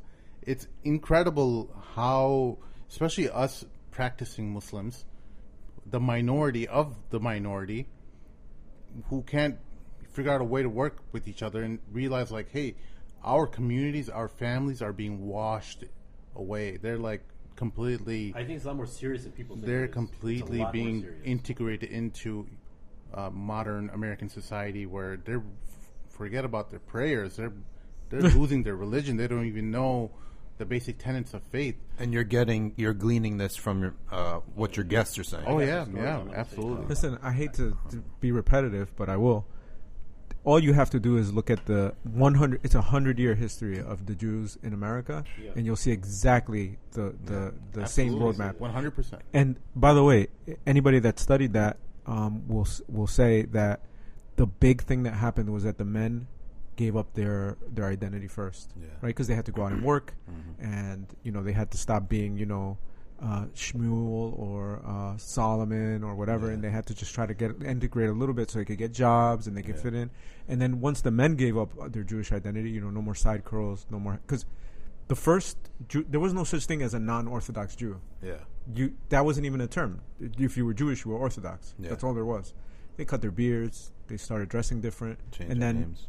Within just a generation or half a generation, the women started to follow in, and then the kids had nobody to lead them by example, and now there's just a small pockets of them left. And this is exactly what. So my thing is that we as practicing Muslims who are quote unquote conservative, even though that we don't like that term, but we have to align ourselves in the sense that Islam as an ideology is going to be the counter to capitalism, that it is the answer to the modern problem. It has a complete set of solutions that we haven't yet explored, but it has the problems that it addresses the problems that modernity is facing. Are you some kind of communist, man? Are you a democratic socialist? This is the stuff I learned from the movements. Okay, now I've had my disagreements with the movements, but I don't throw the baby out with the bathwater like some people do. I recognize the problems that they've had. I've had experiences with the Salafis, with the Sufis, but I don't throw everything out that I learned from them. Did you? Yeah, Tanzim too. Tanzim, I had friends who were part of Tanzim.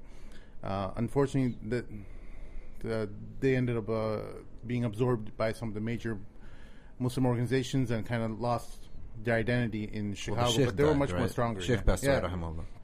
So that's another problem when you have a personality who is behind the movement as well. You can't just have a personality-based movement. You have to have people who are carrying those ideas throughout the movement. They all should be able to too much importance on the personality himself. Absolutely. Yeah, and I think that it's really good to have different perspectives. Allah Ta'ala in His khalq, you look at how various the creation is. I mean, animals of all different types, from like little fluorescent green frogs, to bears, right? The creation is so vast, and so every perspective has to be respected.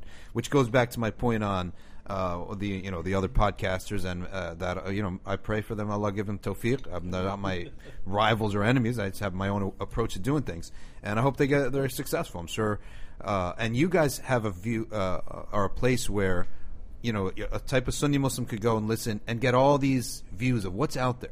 Now, for me, I'm just saying, personally, I'm not saying right or wrong. For me personally, to listen to other types of views, to me, is like kryptonite. Because if I've already decided what I'm going to do, right? Yeah. Like, I've given it thought.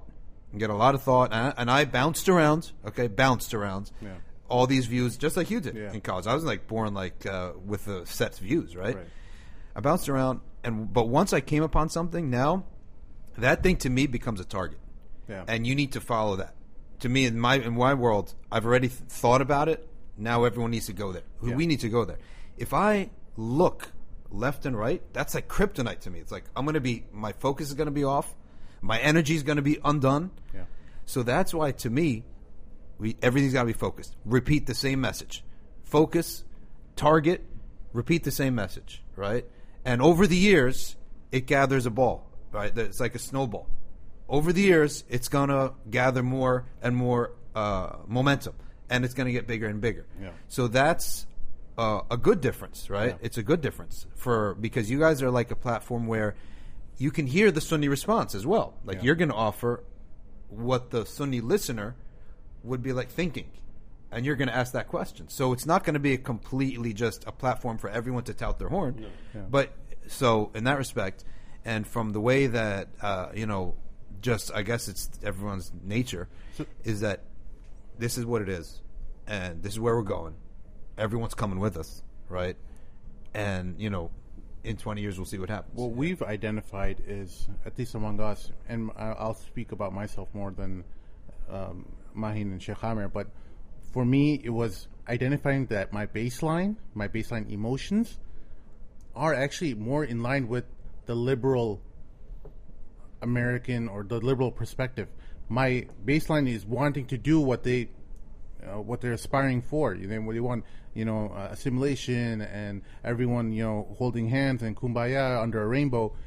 That's like it makes sense to your emotions, but for me, it was a process of integrating the principles to my mind, to allow my mind to govern my emotions. And this is what I feel like is missing in our young children. And this is what I'm trying to drive home with my daughters, who are very passionate towards the injustices that are happening around them. Like, your injustice is curtailed by what Allah subhanahu wa ta'ala is defining it as injustice. It's not by what society is saying. It's amazing that how these movements, and we call them oham, whims, like communism and socialism is based on anger and envy, right, against the controllers of the manufacturing, those who have the powers of manufacturing and production, who control production of goods. This new movement is more on a type of sympathy turned anger, on a claim of injustice, and some of them, of course, substantiated, some not. To the point that we're fighting to be victims. Yeah, for sure. People who aren't even true victims of injustice are fighting for that mantle of being the most be a victim. Yeah. And here's the thing: I want to, without discounting the true victims and real victims. Of course, in every group there's truth. In Marxism, there's some truth. Right. Now, I want to actually interview you a little. Do a little interviewing for you of you on how your podcast goes. But before that, comment on youth. Have you noticed that youth today, they're not like youth of yesterday. The youth today are on issues, right? Everything is issues. That's how much injustice is in the world, imbalance, that the youth are coming up, and this is what they're thinking. To me, when we grew up, youth was like nice. It was like relaxing, right? You had fun. You were chasing after, neat things. Youth today are drowned in issues, oppression, right? Injustice. Thinking to myself, like, this must be like a fad of some sort, because either that or really the world is really that messed up and young people have to take on the mantle of doing justice. But to me, it's sort of sad what's happening to youth, because they're all into all these issues. People like Chomsky commented about this in the past. They said that the system, the capitalist system, is perfectly fine with what they're arguing about. The claims of injustice and things like that. They're playing within the rules that capitalism has allowed for them. And by the way, when I say capitalism, I'm not arguing against a free market economy. Don't conflate the two. Capitalism is a set of ideologies. One with, like, if you want to see their shahada, it's really greed is good. Think about myself first, and then I'll think about everything else. Yeah. That's their shahada. That's what I'm talking about initially. But it's more like so many Randian objectivism. Yeah. So I'm not. Sometimes some people, will try to make it seem like you're attacking the free market economy, which is Islam. Yeah, Islam agrees with the free market economy. This is not what we're talking about. But what Chomsky was talking about was that the system, the Western states, that what they've set up, they're completely fine with all the social justice warriors and all the people who go take up Occupy Wall Street. They're not calling for the overthrow of this creed of where greed is good. They're not against that. So they'll be fine. Like, go ahead, do all the protesting you want. That's great. We'll give you money. We'll create spaces for you. So it's important to keep in mind that even the greatest thinkers of our societies now, they've already calculated it's not going to be a threat to the main source, which is nafs. And you ask about youth, if I can chime in. One of the reasons why I love working with youth is not only does it remind me of myself, and I could teach them, from the mistakes that I made. and I'm going to link this back to, as we talked about capitalism and talking about it as an aqidah, right? Our aqidah is La ilaha illallah Muhammadur Rasulullah. The aqidah of capitalism is, and the philosophy behind it, is that there's scarcity. Everything's about to go, and we can hoard because the ends justify the means, because they're scarce, even though there is no scarcity. But it's scarce. And that's how our aqidah, our lens of how we look at the world, is that everything is scarce. So what do? We have to consume as much as we can and gather, even if it's exploiting innocent people, no matter how many lives are lost in it, we will get those resources because that's our aqidah. That leads to the concept of overpopulation. But now the children of this generation that are growing up in this mindset, right? That's what I'm bringing us back to, because that's how deep I think the problem is. A lot bigger than I think many people assume it is that the aqidah of capitalism has overridden their aqidah of Islam. They don't know it though. An-nasu ala dini mulukihim, like the Arabs used to say, right? Yeah. People are on the religion of their surroundings. We're a product of our environment, right? So now this overriding occurs. They feel sometimes that they're Muslim culturally, but there's an overwhelming environment around them that's chasing after them. And this is what I mean, and I'll try to summarize this to the best of my ability in a minute, inshallah, is that we have children now in this society that don't have anything to look up to. When they go to the Muslim world, what happens? Oh, he's from America. Yeah. When I go to India, oh, you're American. This is very true. So their identity now is that, hey, I'm popular and I'm powerful because I'm American, even if I go to my original indigenous country where I'm ethnically from. So I'm not even those people. It's disgusting. I don't want to live in India. Look how disgusting these people are. When I was traveling, even when I was in Mauritania, when I went to Egypt, I used to go like a few times a month and pick up people that are coming from the States or the UK and get them in their apartment and get them situated. The first night that they're there, they'll see things like, dude, America's not like this. Oh man, in America we have this. And I'd be like, dude, you're not in America. That's why you came here. But there's that mindset that doesn't leave. I remember Hamza Yusuf back in the day used to talk about even the sizing of stuff that we have here in the United States is meant as a symbol. You go to like get like deodorant or like toothpaste and like water, even like in Japan, boxes of juice are like super tiny. But like over here, you have like Arizonas that are ginormous. And my dad used to, I remember when that first came out, it's still 99 cents. My dad used to freak out when we saw this. Like, what are you drinking? Yeah. You know? The reason I'm mentioning all this is this builds a certain type of pompousness and arrogance. So when you go anywhere Exceptionalism. Exactly. You go anywhere else, you naturally, with your fitrah, feel greater than everybody else. Yeah. Now, here we come, to an Islamic school. The children that I deal with, it is so difficult to get them just to the point of thinking properly, just by, sifting through all the debris. It's a very, very difficult thing. So you ask, what about the youth? This is what I feel is the dilemma of the youth that are between the age of 13 and 18, right? They don't have anything to look forward to. Anything that happens to do with Islam is the most organized thing that they've ever dealt with. When they hear their parents talk about Islam or Muslims, oh, Muslims are always late. Oh, Muslims, we do this. Oh, Muslims. So they feel that there's a certain type of emotion that may arise. They can link something to Islam, but everything else has nothing to do with Islam with them. And that's partially our fault of how we raise our children. We indoctrinate and we brainwash them and letting them know that Muslims are never going to do anything. Look at this Muslim country. Look at this. They're horrible people. They're this. We don't even have any Islamic entity in this world that someone could be proud of. But they're proud of America. Turkey's the closest. Turkey's the closest. So how are we ever going to overcome this? That's why I'm saying. I'm not trying to be negative, but I'm saying I think this problem is always going to be there. It's totally true. It's supposed to be there. Muslims are not in their natural habitat. When we've left our natural habitat, Allah subhanahu wa ta'ala, and we've forgotten death, and we forgot how to implement Allah's deen, we're never going to come back to our natural habitat. Yeah, I mean, so we have to know that this is there. Totally agree. Yeah. I mean, in addition to that, right? I think it's a postmodern reality that we live in this sort of like dichotomy, right? That there is this religion on one hand, and then there is your secular life on the other hand, right?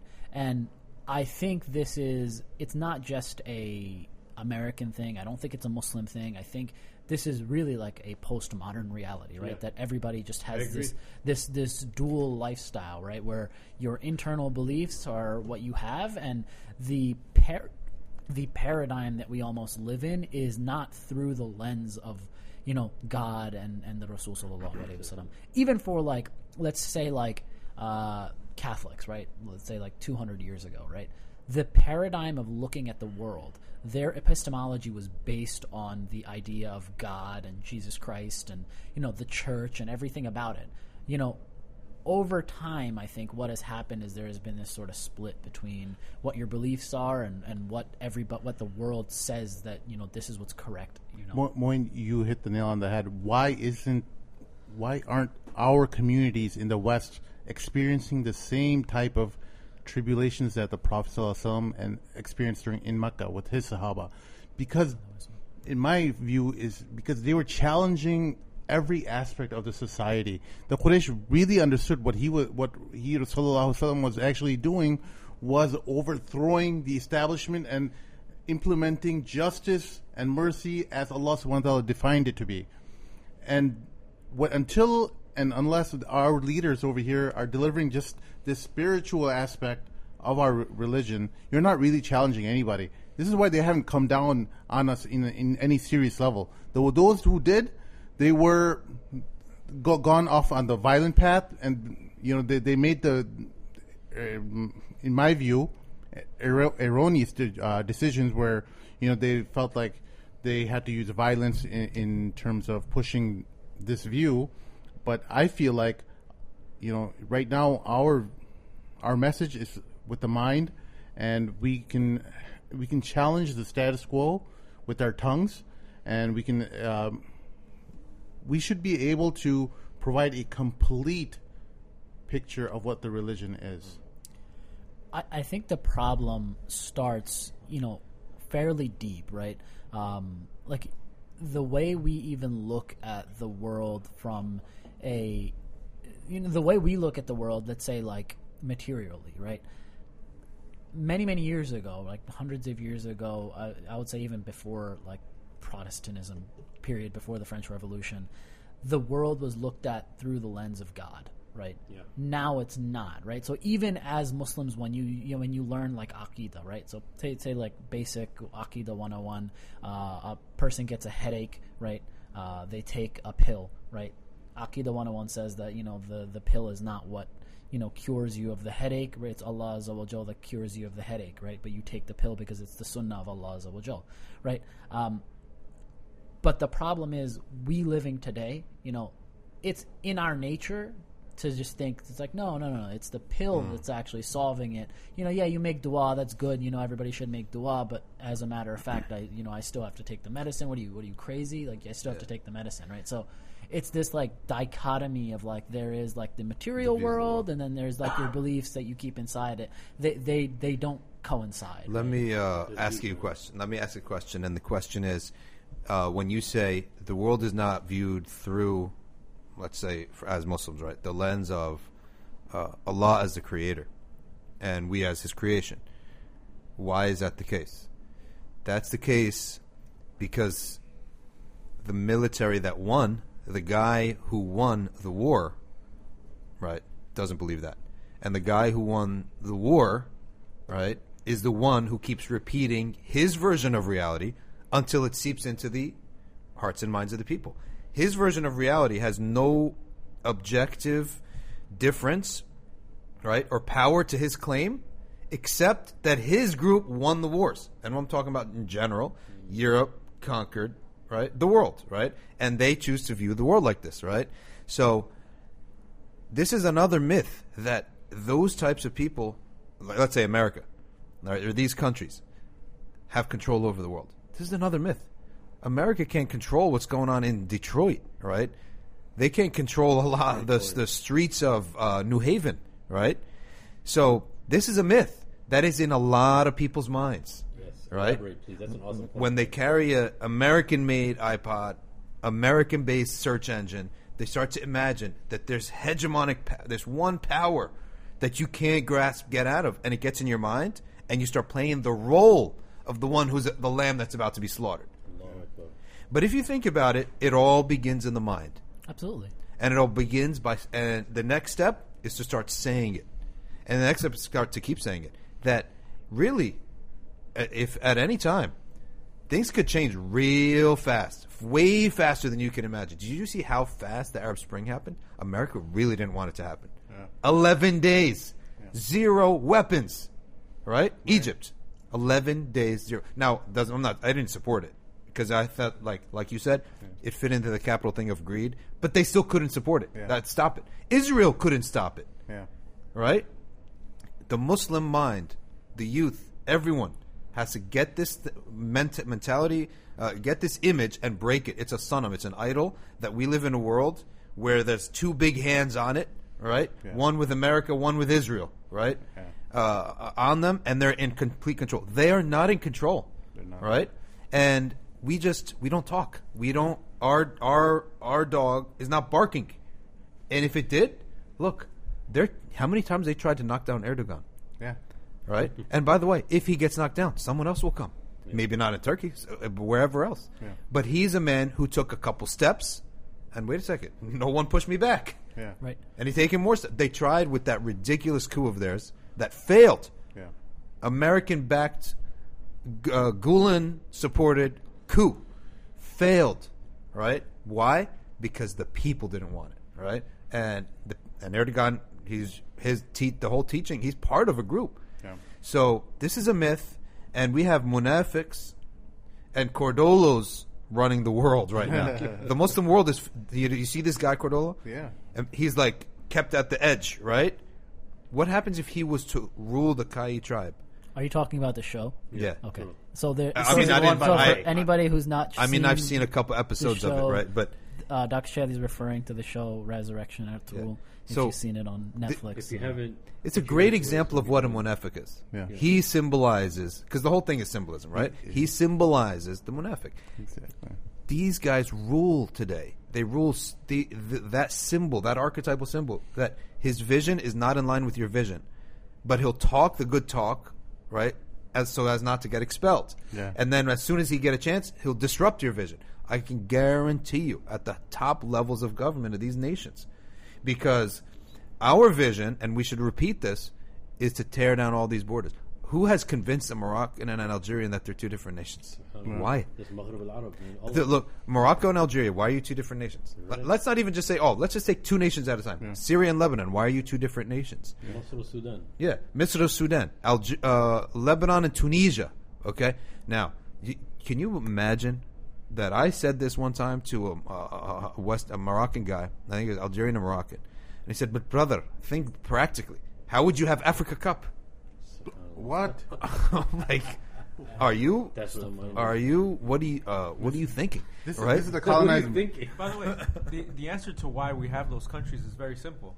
The Westerners made deals. Told us. They made deals with people there, and we're like, "We'll make you your own little spot here, and you can be the king of Jordan, and you'll be the king of this." And this is what I mean by talking about capitalism. They appeal to the self-interest of man.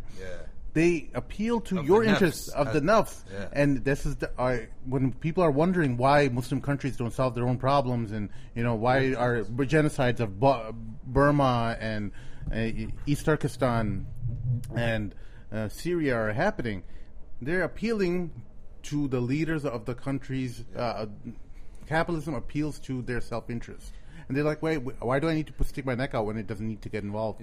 So they'll wait for their master to say, "Okay, well, here's your next move. You can make your next move," and then they'll make a move. Nation states are blameworthy innovation. Yeah, I mean, like Alex just mentioned in the background that nation states are blameworthy innovations. I mean, here's one thing that a lot of people forget, right?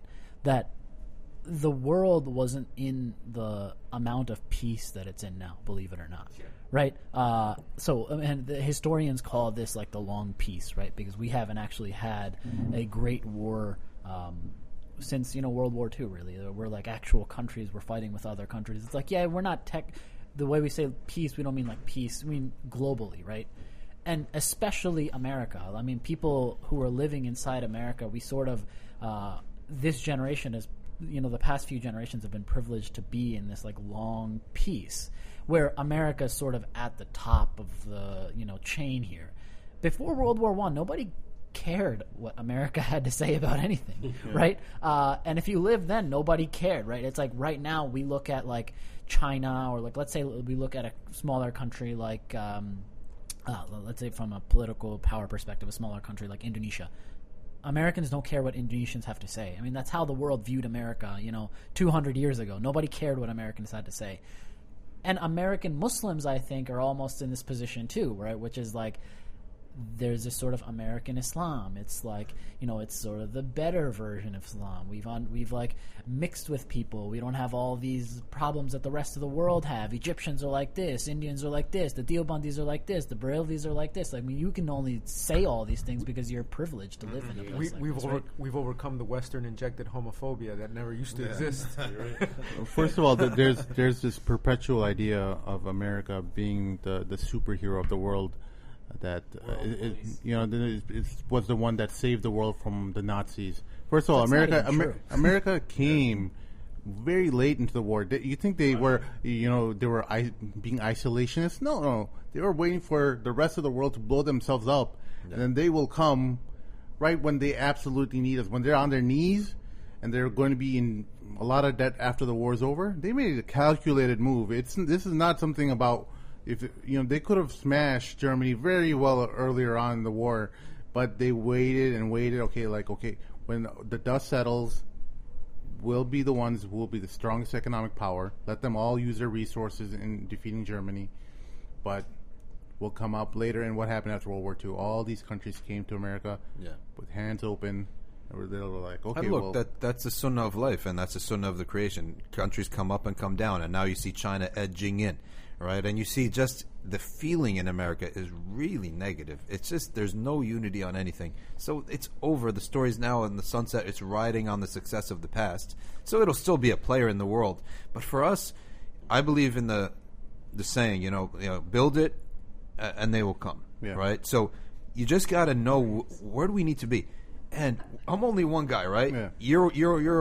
We're only a couple guys. None of us are better than anyone else. But we know for sure what the future's got to look like. And it's got to look like a world where the Muslims start to wake up and start to remove these barriers and realize that we have to take Islam and put it back as our number one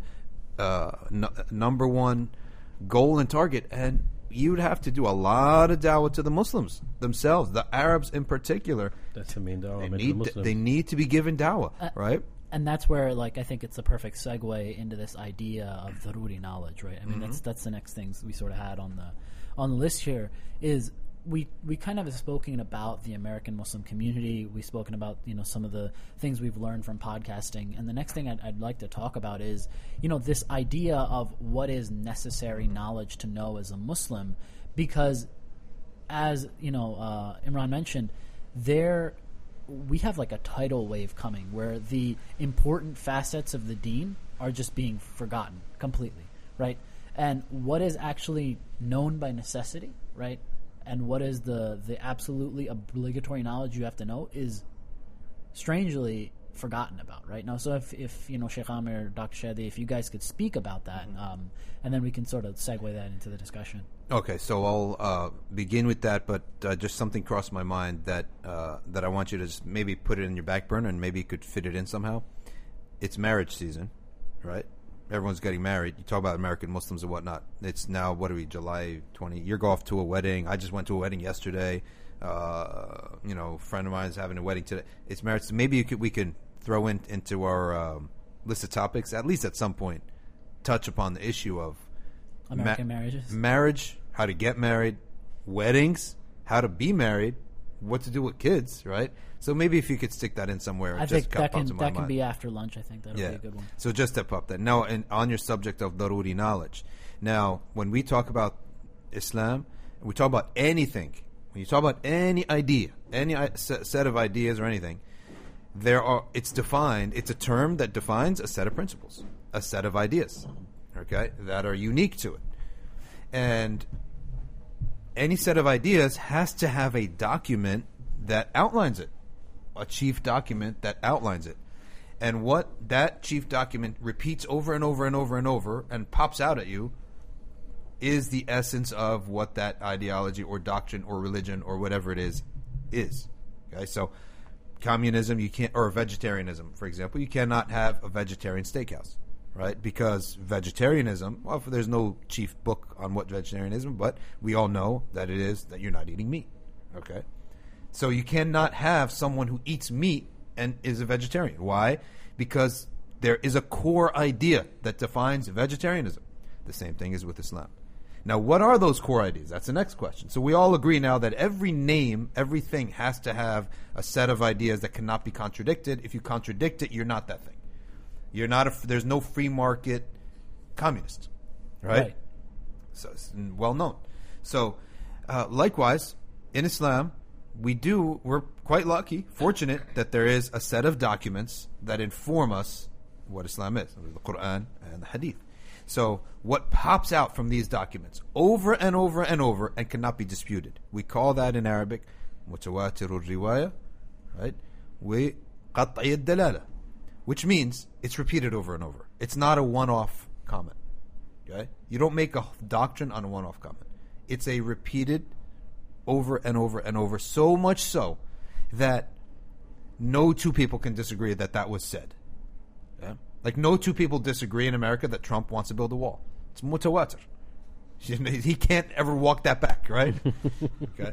So, secondly, qat'i ad-dalala, which means the words that were used are crystal clear. Okay? We all know what a wall is, right? No one's going to say it's an abstract wall. It's a metaphoric wall, right? Right? Likewise, I'm just using that example because that's what on people's minds, right? Well, of course. Everyone knows it. Everyone knows about that, right? So, in the Quran, there are certain doctrines that jump out at you. They repeat over and over. In the Hadith, there are certain doctrines that are repeated. That's mutawatir. And it's transmitted to us by so many chains that's impossible to deny.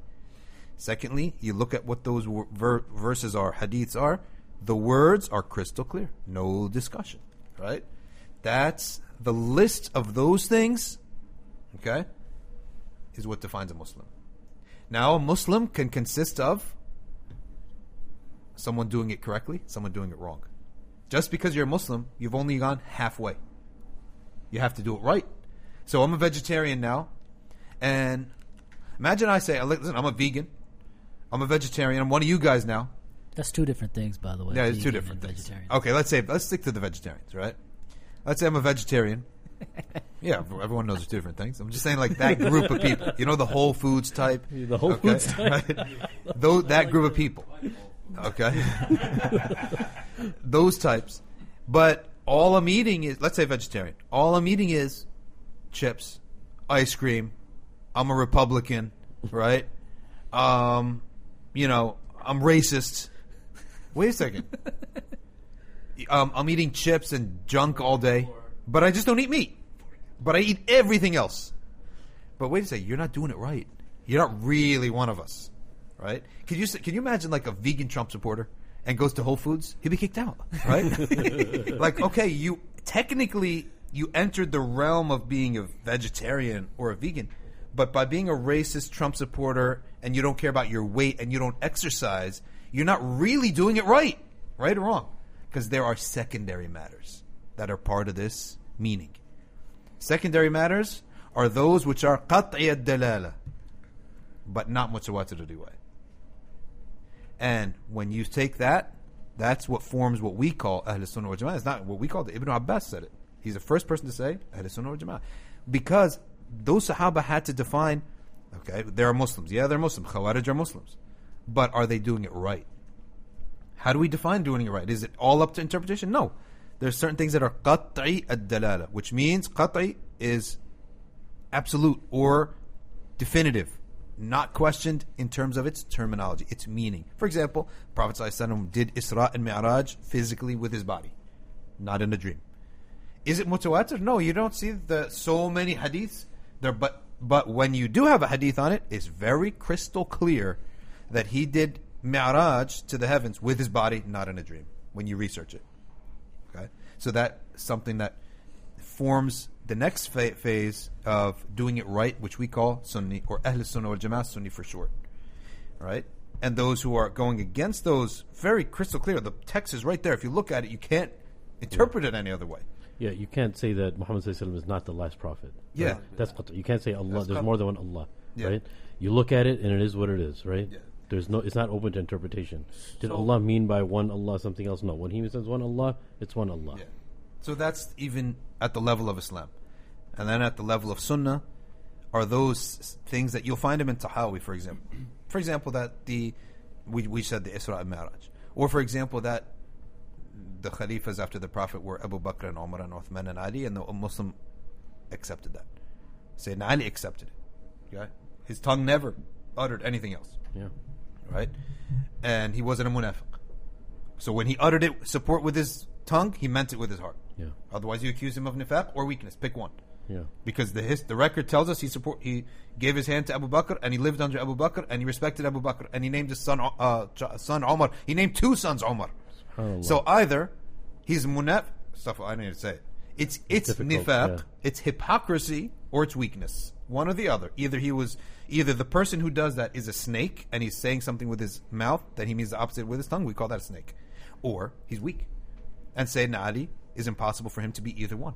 He's not a snake and he's not weak. So therefore, he honored Umar ibn Khattab. He respected his rule. He supported him. And anyone who says opposite that is what we call someone not doing it right, also known in religion as a heretic. So like, I have a question. If you're not doing it right based on and it's not based on what we want. It's based on what's in the text. Yeah. So you went against this text. So, right? I mean, go ahead. Just a clarification. Yeah. So I had a non-Muslim colleague asking me, like, what's the difference between the Sunni and Shias, and how do you as a Sunni know you're right? I was like, well, think about it this way, right? If we assume because that the Shia are right, then we assume that the companions were all corrupt. And then if we assume that, or the majority of them, then how do we get our religion from that? Right? Yeah, they all kept it secret. Yeah. Then how did you know? But not only that, the point that he was driving was actually pretty profound. Yeah. If Ali radiallahu anhu had isma and he doesn't make mistakes, isma means he doesn't make any mistakes. So from ma'asum, innocent, doesn't make any mistakes. Like prophets have isma. Did he make a wrong decision? And did he err in his decision? Right? Of allowing Abu Bakr and Umar, and that's something that's very, very important. Right, is that you have to understand who, even in our aqidah, who is allowed to have isma, right? That's a part of aqidah and aqidah tahawiyah and many studies of aqidah. Like, what are the characteristics of a prophet, right? I know we can get into that later, but the problem is when you give those characteristics to somebody else also, that becomes very problematic. So I have a question around what Dr. Shadee said about, right, matters that are of secondary importance or requisite importance when it comes to like zaruri knowledge versus don't say secondary importance, rather say that its dissemination was not as much. Okay. Yeah. So what's the distinction between something like that and matters which have salvific consequence, right? Like say if somebody says the shahada. Did you learn that word? You've been reading about perennialism, or I don't even know what that means. So like. Okay, good question. Very good. I get your ideas question. that matter in the sense of salvation, right? That you will enter paradise. So, for example, if somebody says the shahada, then that's of salvific consequence, right? We're told that is enough for you to enter paradise. But there's a lot of obviously other matters that's a great in question. Islam that come into play that make you a good Muslim. Yeah. So what's the distinction between those? Very good question. And the answer to that is from the hadith of the Prophet sallallahu alaihi wasallam and from the Quran. The first in the Quran, وَمَن يَكْفُرْ بِالْإِيمَانِ فَقَدْ حَبِطَ عَمَلُهُ. Right? So, whosoever rejects Iman, his deeds are not accepted. So what do we say about someone whose belief is heretical, who takes even one heretical position? And from Ibn Umar, who narrates about the Qadariyah, who don't believe in predestination, that tell them if they were to give the mountain of Uhud in gold, Allah would not accept it. So from these, we say that you're basically asking the status of the heretic. And I'll answer it and tell you that his deeds, the good deeds of the heretic, he could be rewarded for them in the dunya. They're not accepted with Allah Ta'ala. That's why you're not allowed to pray behind a heretic. Okay? You're not allowed to pray behind them because his salah is not valid to begin with. Mm-hmm. Heretic. Number two, in the akhirah, the Prophet ﷺ heretic come to them at the fountain. And the angel said, O Messenger of Allah, how does he know he's a Muslim? Because he has the marks of wudu, right? So the person was making wudu his whole life. And he passed the sirat, right? He did pass the sirat with the rest of the ummah. However, when he gets to the fountain of the Prophet, peace be upon him, on Yawm al-Qiyamah, the malaika, they say, O Messenger of Allah, not this one, not that one, not that one. And the Messenger says, looks at them. They say, right, إِنَّهُ قَدْ بَدَّلَ وَغَيَّرَ. He's altered your religion after your death. Right? That means, he didn't say he's not a Muslim. He said he didn't do it right. You have to do it right. Can you be a Democrat and be a racist? No. You're not doing it right. Yeah, okay. But openly and expressively. No, you have to do it right. Can you be like an American and support communism? No, you're not doing it right. You have to do it right. If you want to fit the mold. Forget these analogies. You know what I'm saying, but right? I think, was your question also along the line of, okay, believing in Jannah is a criterion to go into Jannah, but all it says is La ilaha illallah Muhammad Rasulullah. Where does Jannah come into the picture of that phrase? Is that kind of what you meant? I think my question is more, right? I think my question is more, there's certain primary beliefs of a Muslim, right? That Allah has told us, if you say La ilaha illallah, if you take the Shahada, you are Muslim, you will eventually enter paradise, right? These things are vital to your salvation and your entrance into Jannah. Yeah. Right, but that's not all that makes you a Muslim, right? Like, very good. I can say the Shahada and I'm a Muslim, but if I'm not praying, right? If I'm not doing all these things, then I'm not being a good Muslim, right? Like, I'm not performing my fard. Yeah. I'm not. As long as you don't deny that prayer is a part of your Islam, right? Then as long as you don't deny that prayer has been like, one thing is someone's lazy, they don't pray. That's a whole different story. But if someone says, you know what, praying salah 5 times a day, right, in the direction of the qibla, that's not a part of Islam. Then he's out of the fold of Islam. Right? So there's that distinction, right? Because oftentimes this is a process too, right? Like, say somebody embraces Islam. The first thing they're going to do is they're going to say the Shahada. But they're not going to know they might not necessarily know all of the other aspects to being a practicing Muslim yet, right? They may not know how to pray yet. They may not know how to do a lot of things. And so that's a process for them to figure those things out. But the fact that they don't know it from the time that they say the Shahada doesn't mean that they're not Muslim. In the sense that's why we look at it, right? Imam Tahawi made it very, very easy. And when he starts off the book, he says, what causes you to come into the fold of Islam, or if you were to leave Islam, basically what it means in paraphrasing, is that what brought you into the fold of Islam, denying that takes you out of the fold of Islam. Now that phrase is talking about the main things that we find in Hadith Jibreel, right? You know, you believe in Allah, the books, the angels. That's kind of what that summarizes La ilaha illallah Muhammad Rasulullah. But in a hypothetical example, in a real example, people know that generally before they say La ilaha illallah Muhammad Rasulullah. But let's say somebody is very, very intrigued by Islam, they become Muslim right away. The only thing they're judged on right now, after they say La ilaha illallah Muhammad Rasulullah, is they're not associating partners with Allah, and they know that Allah is their creator and Muhammad ﷺ is the final messenger, right?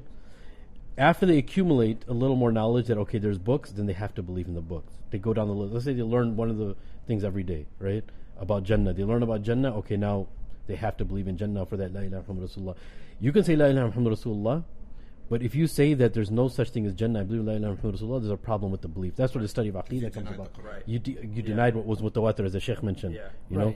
So basically, as your understanding of what La ilaha illallah Muhammad Rasulullah means, that comes to encompass the totality of your belief, right? Because your understanding of that is refined over time as you learn more things. Well, I mean, it. there are people in this world who say La ilaha illallah Muhammad Rasulullah but are not Muslim.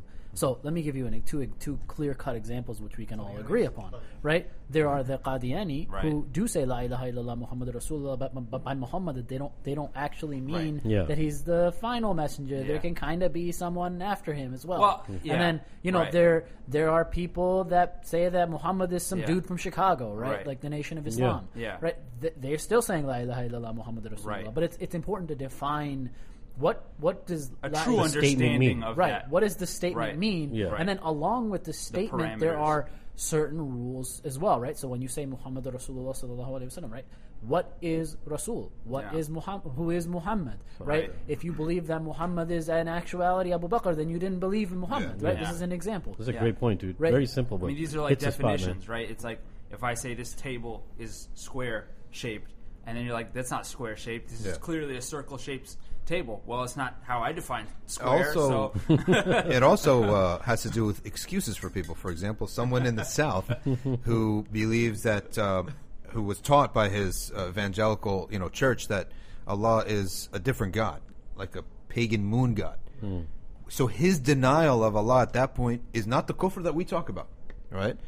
And if someone, like you said, believed that Muhammad was the Elijah Muhammad, which is probably less now, in the sense that people know Muhammad, who he is. But in the South, they do actually, many people will tell you, Allah is not God. It is some moon god, right? In that case, his rejection of that moon god is not a rejection of Allah, because he didn't define and identify. And now, before we continue, you had asked about the salvation of the heretic.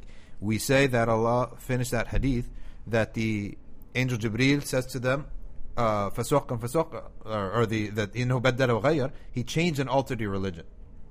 Okay, and the Prophet then says فَسُوقًا because that has angered Allah, so the Prophet will not be pleased with someone who angered Allah, Allah is not pleased. So the Prophet says, go away, go away. Now where are they taken? It is believed that they are not entering Jannah, right? You're not entering something if the Prophet is telling you to go away. So there's only another possibility. They're going to Jahannam. So the belief of heretics is that they're dragged into Jahannam. However, we also believe, no matter how bad your heresy is, someone who says La ilaha illallah Muhammad Rasulullah will never be treated by Allah like someone who never said it and who fought against it. That's also a very important Muslim belief, that someone who utters that phrase, he will not be treated like someone who rejected that phrase, no matter how many heresies. So that means it could be many years later and epochs later be pulled out of Jahannam, right? And honestly, when you see the descriptions of Jahannam, it shouldn't wish it for anyone, no matter what they do, right? So even a dunk in there would be, for an instant, would be not something that you would wish for people, but that is, Allah is warning us of hellfire from heresy for a reason, to avoid it. Not to be happy, okay, the Shia, they're all going to hell. No, that's not the reason why we're warned and given this knowledge about heresy and hellfire. It's so that we don't fall into it, and that we should try Very interesting point, man. to try to explain to people why we believe that something's right. It's not because we all agreed, it's because of evidence. When we look at the evidence of what the text says, you can't deny it saying this. So don't say something the opposite of that, because there's a bad consequence. Yeah, and that's why initially the is my mic working? Yes, it is. Okay. Initially, right, the topic, the name was like known by necessity, right? That there are certain attributes of the deen, and we've talked about this before, right? They're ma'lum min ad-din bid-darura, right? They are absolutely known by necessity. So how do you define necessity? And how do you define certain things? Because there are certain aspects of the deen that you ask. I wouldn't say now, because there's idiots that will deny things that are clearly obvious. Yeah. But let's say 500 years ago, you go to a random Muslim country, you pick a 12-year-old and say, how many prayers are there in a day? He's going to say 5. Nobody's going to say 6. Nobody's going to say 4. Nobody's going to say 1.5. Right? You say, it's like, who is Muhammad? They're going to say he's the messenger of God, sallallahu alaihi wasallam, right? And there are a list of questions, right, or a list of criterion which we define in Ahlus Sunnah wal Jama'ah, which are ma'lum min ad-din bid-darura, right? Now, I would argue that there are these same attributes where there are idiots running around saying there's 4 prayers in a day. The 5th one doesn't really count, right? This is just an example. But there are certain things like this which are clearly clear-cut, right? Like the Mi'raj, was it physical or not? Denying such a thing, is that kufr, right? There's these certain things which, are being forgotten, right? And this is where, as Imran mentioned before, this tidal wave that's coming, that people are just forgetting things that are known by necessity. Yeah.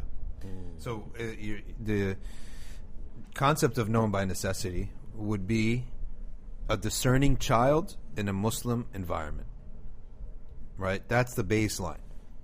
So it's not, that random person that you're saying, and maybe they're increasing now, that's in a non-Muslim community, right, and was raised upon something else. So that person does not determine known in religion by necessity. What determines that, or the criterion, is outside the academic approach or the technical approach. The anecdotal approach would be any Muslim child who grew up in a Muslim family or a Muslim community. And when we say Muslim family, it's at least prayed Jummah, right? Right. So or went to a Sunday school, or something like that. So it does say a lot when even that has not been transmitted properly. Does that change by time or no? It doesn't change by time. Right. It doesn't change by time because I was about to bring out my inner Scalia. Yeah, go ahead. No, I'm just saying, whatever it meant is what it meant. It's what it'll always mean. It will always be that. And that's why when people look at Aqidah and doctrine, you go back to the whole purpose of Tahawi and why it's a valuable text. And anyone who says that it's not relevant, obviously he doesn't understand why it was written and is a fool. But the reason is that, it's not relevant from the aspect of it doesn't handle how we're supposed to handle transgender. Well, that's not the purpose of the text. The purpose of the text is to show us what is, what possesses the quality of being qat'i, ad-dalala, in the text. And he just listed them for you. He didn't even list. It's almost like a draft. If you read Tahawi, it reads like a draft. Yeah. He didn't organize the ideas, right? So when I'm teaching Tahawi as part of the Aqeedah, it's only one part of the Aqeedah class that's coming in the fall, right? I actually reorganized it. And I was afraid, this is like such a revered text. Can I do this, right? So I called some of the mashayikh and I said, I need to reorganize it, right? I'm teaching Tahawi, and the first thing the sheikh said is, it's really disorganized, right? So I said, okay, alhamdulillah. So he said it. So, for example, you have chapters all over the place, sections all over the place, right? So I'm actually going to sort of reorganize it. And, of course, he may have a subtle wisdom behind why he put things where he put them, right? But the whole purpose of Tahawi is that it lists for you the doctrines that make you a Muslim and make you from Ahl Sunnah and Jama'ah. Now, I agree with you in the sense that Imam Tahawi's books should be taught to not just our children, but our new Muslims as well. But how do we make it relatable to the current social it climate? Should just be a chapter of Aqeedah. It shouldn't be only Aqeedah. There's an important thing that you mentioned, I think, was somebody saying potentially, hey, how is this relevant to me now? Yeah. And I think the question is, or the important thing to consider there is that relevance is also contextual, right? So like something being relevant to your salvation, right, and your entrance into paradise is different from something being relevant to like current events. Exactly. Right? So No, I'm talking about the current. So with this new generation of Muslims, you see people saying like, why are so and so going to hell? Like when you're having that thought, that shows me that you have a problem. You have a deep-rooted problem where you have allowed your emotion to be a governing body over what Allah subhanahu wa ta'ala has already decreed. Like, so when you're saying like where you're questioning, yes, there may be a limit to how you can try to rationalize about how Allah subhanahu wa ta'ala is saying that there's so many people who's going to go to heaven and as well as hell, but then you see so little people actually practicing their religion.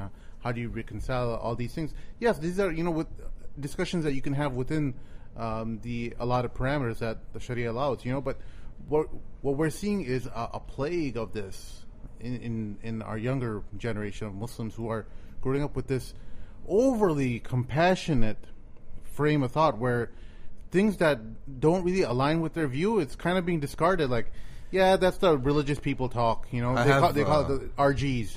I have a RGs. Yeah, they're the RGs. The religious. What is group? RG? Religious guys. So okay. I actually have a strange perspective. acronym. I have a perspective on that, and that even approach, I think it has to do with parenting.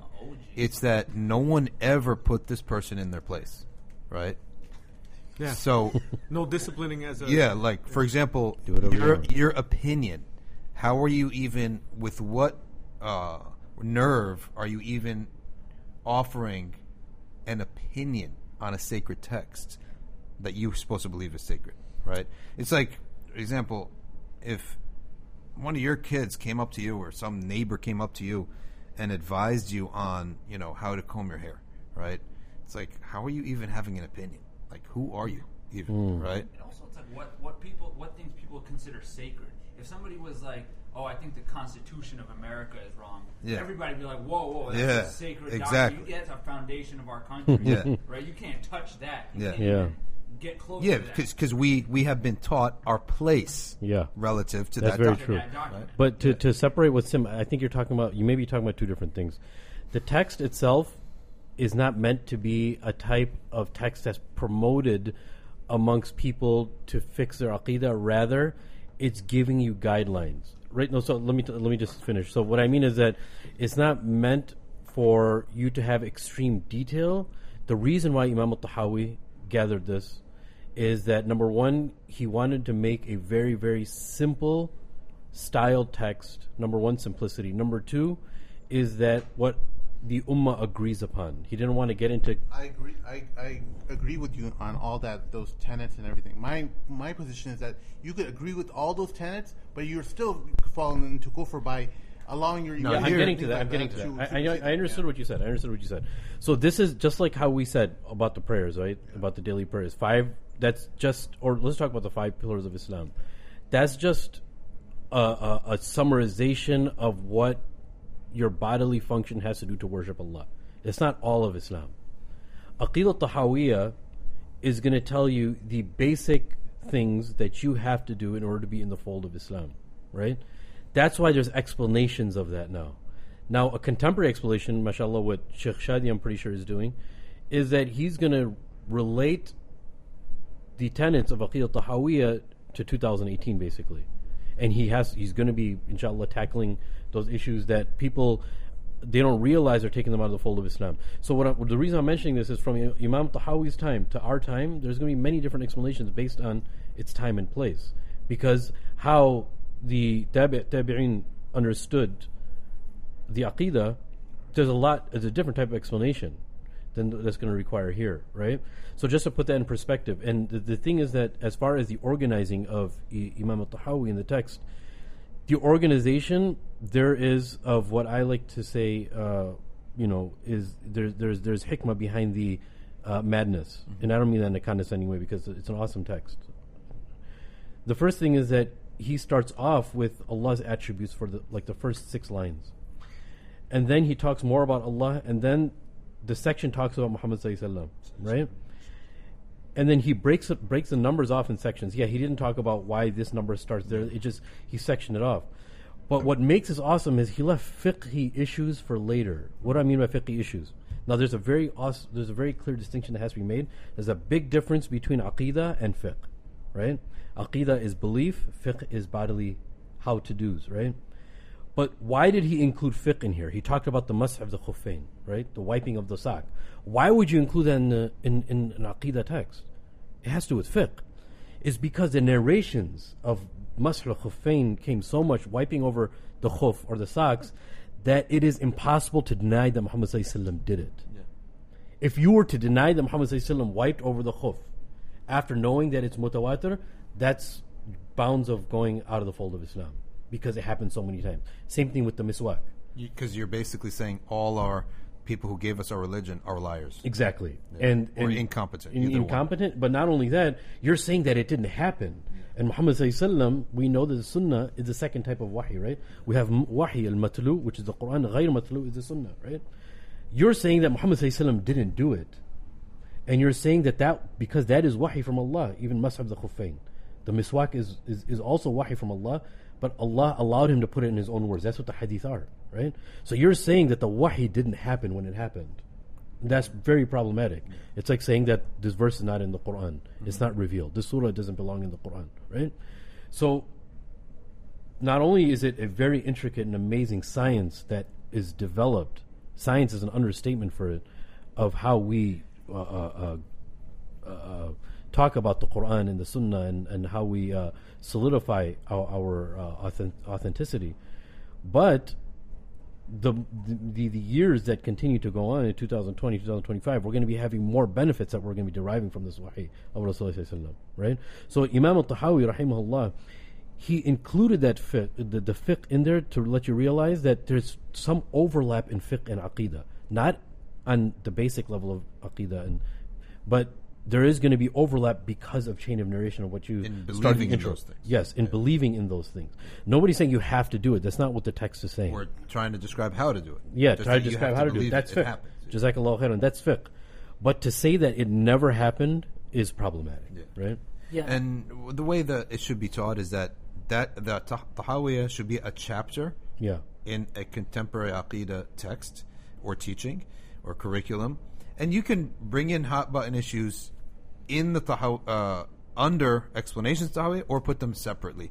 As salvation, like who goes to heaven, who goes to hell, is a big issue. Because people don't want their friends to go to hell, right? They don't want their dogs to go to hell. Well, the dogs are probably the most innocent creatures, right? All dogs that we have, right? All dogs go to hell. And and exclusivity is a second issue. Exclusivity is like, well, why should I believe that Islam only is true? And this is at that point people,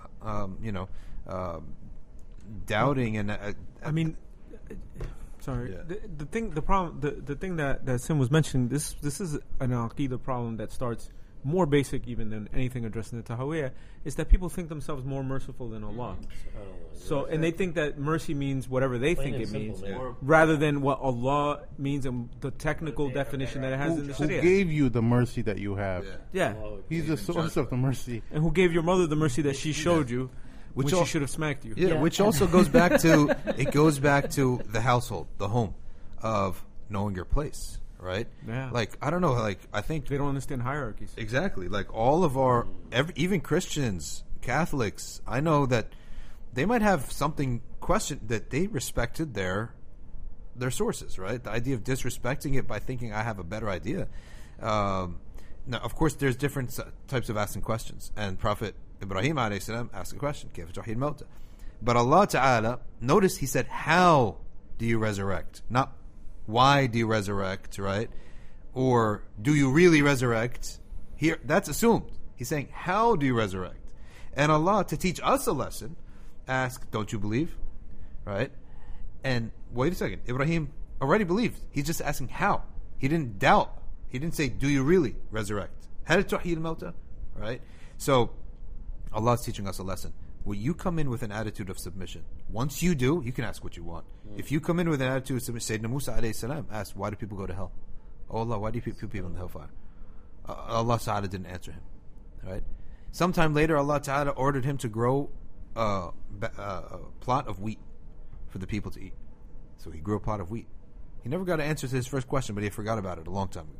He thought maybe he shouldn't have asked it. He grew this wheat, and he said, now present that wheat for the Bani Israel to take. So he presented it.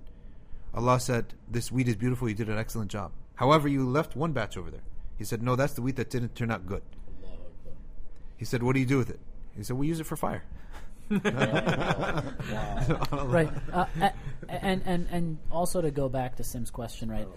How is, these questions of Aqidah or the Tahawi, how is it relevant for people today? I think the way that Aqidah was taught, at the time of Imam al-Tahawi was to address the Jabariya and the Qadriya and the Mu'tazila. I mean, the way that it's taught today is to... and the Sururiya. Yeah, all the other people, right? Yeah. So, I mean, the way that it's taught today is to address, topics of secular humanism and the roots atheism. are the same. It's to address. So maybe you're not teaching, what is the causal reality of when you're not teaching the differences between the Asharis and the Maturidis and the small significant details, but because it's not that relevant anymore. Right? And I want to bring up something else, that the person who comes with that mindset is still stuck with the fact that my relationship with my fellow human is more important than my relationship with God.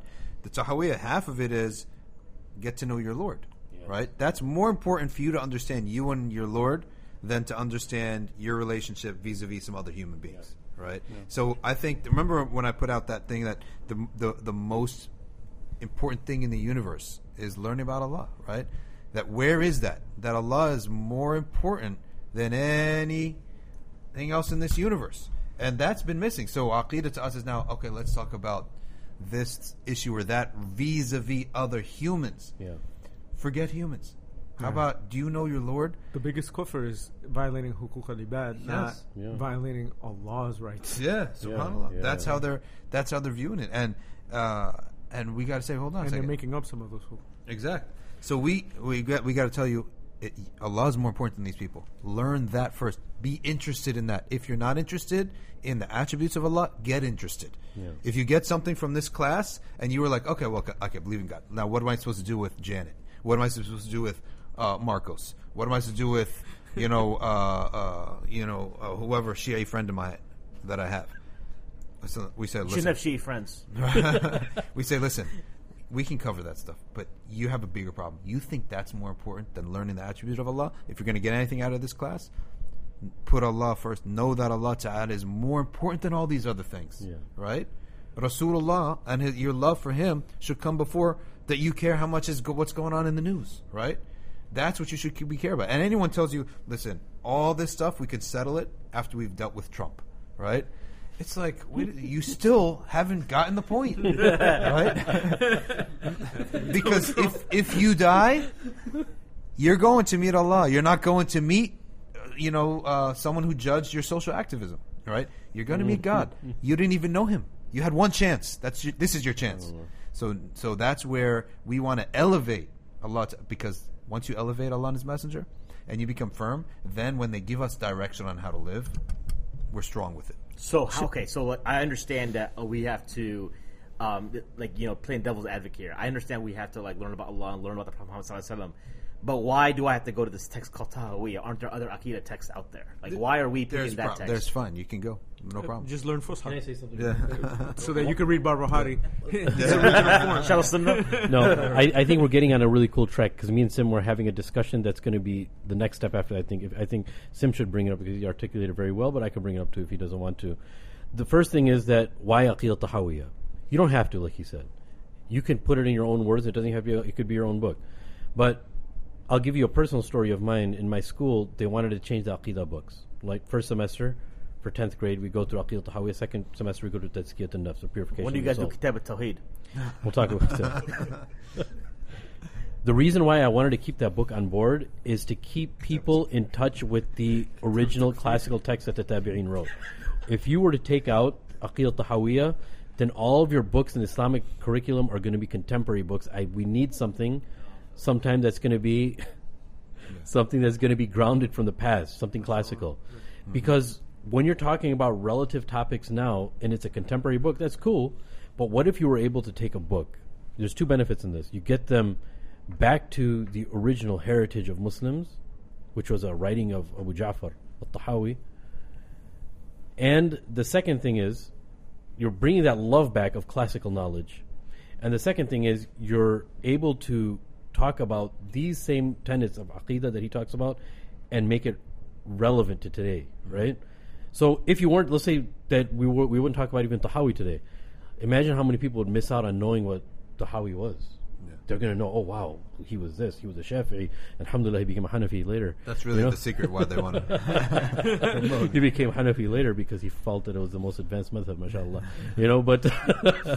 But we have to know about these people who are tabi'in and the people if we just read contemporary books, our mind is just going to be contemporary. We're not going to understand the real picture of the first generation, second generation. Here's another point. When it comes to religion, there are two unique points. Number one, God and His Prophet don't change, right? Right. Unlike the current situation, it always changes, right? Fatawa and fiqh and political things always change, but God and His Prophet don't change, and the heavens don't change. Doctrines don't change. As a result, what you get from the closer the time to the Prophet is more pure.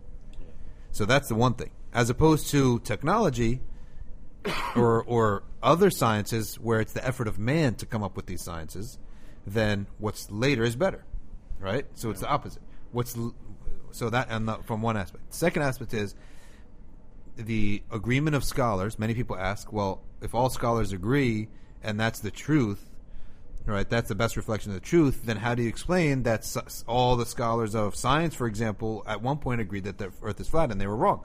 Well, because the sciences of observation are different than the science of revelation. Revelation was right and cannot be possibly wrong. Well, the science of observation could be possibly wrong. What you just said is exactly what a lot of the reformers, quote-unquote reformers of the religion or Islam are. I mean, you know them much better than I do, actually, from some of the people from George Mason, George Washington, Georgetown University or whatever. All the G's. All the Georges. So that's one of the arguments. Like they say, like, wait, who is Imam Tahawi to set these guidelines on what the Aqidah is and what it entails? Why can't it be so and so? Why can't it be me? As long as I'm recognizing the Quran and Sunnah and the various interpretations from those two legal sources, I'm okay. No, I think it goes a little deeper than that. Can I just add on to what he said? Go ahead. So yesterday's discussion was really interesting. We wanted to save it for the podcast.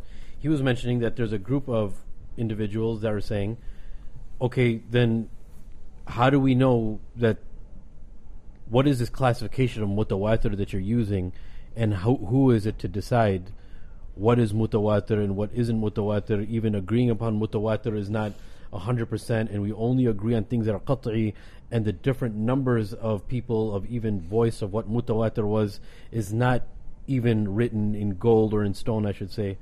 And how are we supposed to now believe Imam al-Tahawi? Who is he to say that all of these are mutawatir and qat'i, and we're just going to list it? You know, this is yesterday's podcast. No, we were just talking about ideas about where mutawatir. Now, I didn't know, and I don't know if what your editing process is. Maybe you don't even want to open this. We don't edit. But okay. But if this is the direction that you guys want the podcast to go, that's totally cool. But it's something that there's individuals that are talking.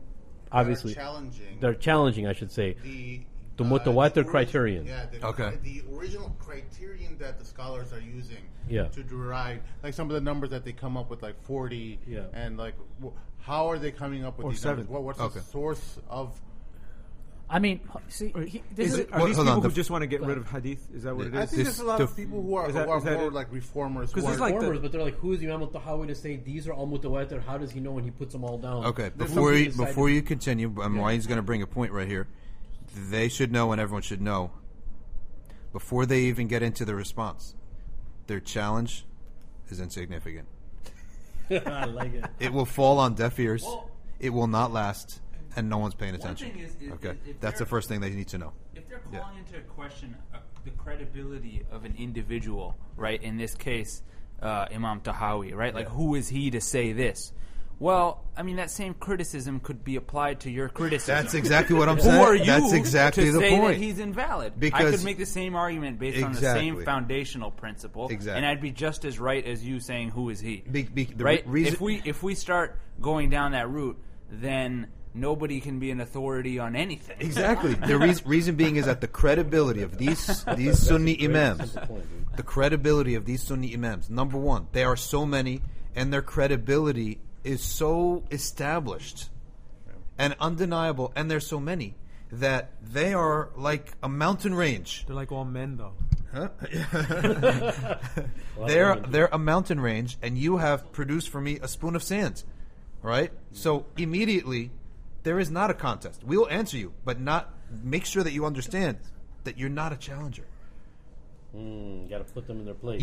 You exist as a challenger, but just to tell you, the credibility of the scholars who have given us our deen and passed our deen on to us has lasted so long. It's so deep. They are so many. I just want to remove that illusion that you're a challenge. You're not a challenger. You're come up on the beach. You urinated a puddle and say, "Here's another ocean." Right? Takbir. Okay. So, well, this is the doctor has spoken. So why I love this man speaking. Not spoken. In addition to this point, I have another point, which, unfortunately, I think a lot of this problem has to do with the fact that people don't actually learn logic or take a class in logic, and we brought this up many, many times, right? This is like taking an idea established in any sort of science, say economics, right? Some person comes and say, "Oh, I have a new definition of industrial capitalism that is different from David Hume and Adam Smith, and I'm just going to come bring my own new definition," as if throwing out the past is going to make you right all of a sudden, right? Any sort of science, right? Even the scientific method is based on the idea that there are established ideas that have occurred, and then based on that, we now believe in certain principles, right? They've already been tried and tested. They've already been tried and tested. That's literally the basis of science and how it works, right? Any discipline, any knowledge is based on epistemology. Where does your knowledge actually come from, and how is it established and proven, right? Anybody can come along and say, "I think, David Hume was wrong in his definition of industrial capitalism." Nobody cares. Exactly. But this is that's exactly the reason why I said, are these people that want... You affected these guys greatly. That's why I was like, are these people that want to get rid of hadith? Because if it is, we deal with them the way we deal with Quran Yun, right? Yeah. Whatever. We don't argue with you. We go, all right, sure. Just don't talk. No, I mean, if you want to... You don't accept hadith, if you want to issue a challenge to the epistemological sources, then write your thesis and make that claim, but don't just throw anything at the wall and hope it sticks and say okay, maybe I. But don't tell me you wrote your thesis at a Western school, because they're the people who published Patricia Crone. Yeah. So who had to take it back? Who had to retract her whole thesis? Her and what's his face? Michael. So whatever his last name is. So I actually have a really practical scenario that I want you. Let's walk through, right? Because I think we're assuming here that people maybe they have these kind of weird intention. They themselves are just trying to cheat, right? And looking for a loophole to cheat. That's their intention. I know of a sister from a couple years ago that she posted on Facebook this thing about she wore hijab, but then she read some article about from Khalid Abu Fadl about how hijab is not obligatory, and she herself being a layman sees his qualifications and is oh, he looks like a very well-read individual. He is. He must know what he's talking about. He doesn't. So therefore, but then how do you get that? How do you break through that? Because I think that's very common where someone in our world will feel oh, this guy's qualified. He seems to be qualified, and he seems to know what he's talking about, and it makes sense. Listen, the world of medicine, there are medicines out there that have been tried and tested for 30 years, 100 years, 200 years. And there's a medicine that just came out yesterday, right? Not all interpretations are equal, right? And you're going to base your heaven and hell on an interpretation by one individual? On the fringe. That's on the fringe. That has no credibility, has not been tried and tested through the years. It's a guy heaven and hell is based on this. It could be a guy that was valedictorian at Harvard Medical School, but then comes out and goes, the germ theory. Yeah. It's questionable. We're not going to go based on that. We're going to go based on humors and some other stuff that I find more attractive. I don't care what your qualifications are. You're either a madman or an idiot. Yeah. Or some kind of huckster, or you just want the glory of being I changed and revolutionized everything. And you're one person. In all three cases, you're one person, and your thing hasn't been tried and tested. And that we've seen it in our own lifetimes with the vaccine guy. If you guys want to go arm wrestle. Is he here? Yeah, he's at Princeton. He's in Princeton. He's back? I thought he's in LA. Oh, he went back to LA? Oh, I didn't follow. He had a visiting. Oh, okay. So I didn't follow the news on him, but the vaccine guy was the same thing. Yeah. Right. One guy. He was trying to sell the pants. Started the whole thing. Vaccination causes whatever. Anti-vax. Right? Yeah. Yeah. So and look where that got it. The guy's in jail now because he was a fraud. Yeah. Not saying everyone and one of them interpretations is a fraud, but you're going to base something so weighty, right, on one person or two people or 10. And I'll tell you, if everyone in the world today, everyone in the world agreed on a mas'ala, right? That's still minute in comparison to the past of Islamic history. Like, insignificant in comparison. I think we to also past have Islamic a weird. People seem to have a weird fixation on like upheaval and revolution, not just in the political sense, That's but what of you also, said, gotcha moments. but That's what they also of want. ideas, right? Like let's turn this idea 180 on its head. Yeah. Why, for no other sake other than to just shake things up, right? And you know what they use? They use, I'm the Imam Ibn Hanbal of this time, or I'm Imam Ibn Taymiyyah of this time. I'm like, get out of here. Persecuted. The best part is Imam Ahmed. The defining characteristic of his fiqh is that he did not give weight to his own opinions. Like that is the hallmark of his usul. And so good luck. And the problem with the problem I have with like these like extreme skeptical type of people, which is like the majority of people in America nowadays, right? This like extreme skepticism where you deny everything, you deny you're a loser if you follow something. You're a loser if you follow something. You deny like the definitions of anything. It's like, what is hadith really? What is mutawatir, right? When you start denying definitions of things, then you can't have a conversation with people, right? You can't even discuss anything at that point. Nothing has meaning at that point. Cows, and it's they do. They have subjects that lines that they won't cross, and they're 100% whatever is this week's ideology. Yes, you're right. On the left. And then it changes next week, and then all of a sudden that becomes haram to challenge. Somebody, I think I just pulled it up on. This is why I said they're not worth even arguing with, because you don't even know what they're going to argue by the time they answer. That's true. The same people, I know people today that are, and I know, I don't want to change the subject to this, but I know people today that are all on the LGBT bandwagon that like 10 years ago were like just berating these same people and insulting them. And so and fine, you can say that okay, people have a capacity for change and growth and all that, but the fact that these ideological switches occur so often is evidence that there's no firm rooting in any of them. They track 100% exactly with the zeitgeist. Yeah, and like I just pulled. It's just a coincidence. Your moral evolution just happens to track perfectly with what's on the trends, ABC. right? Yeah, exactly.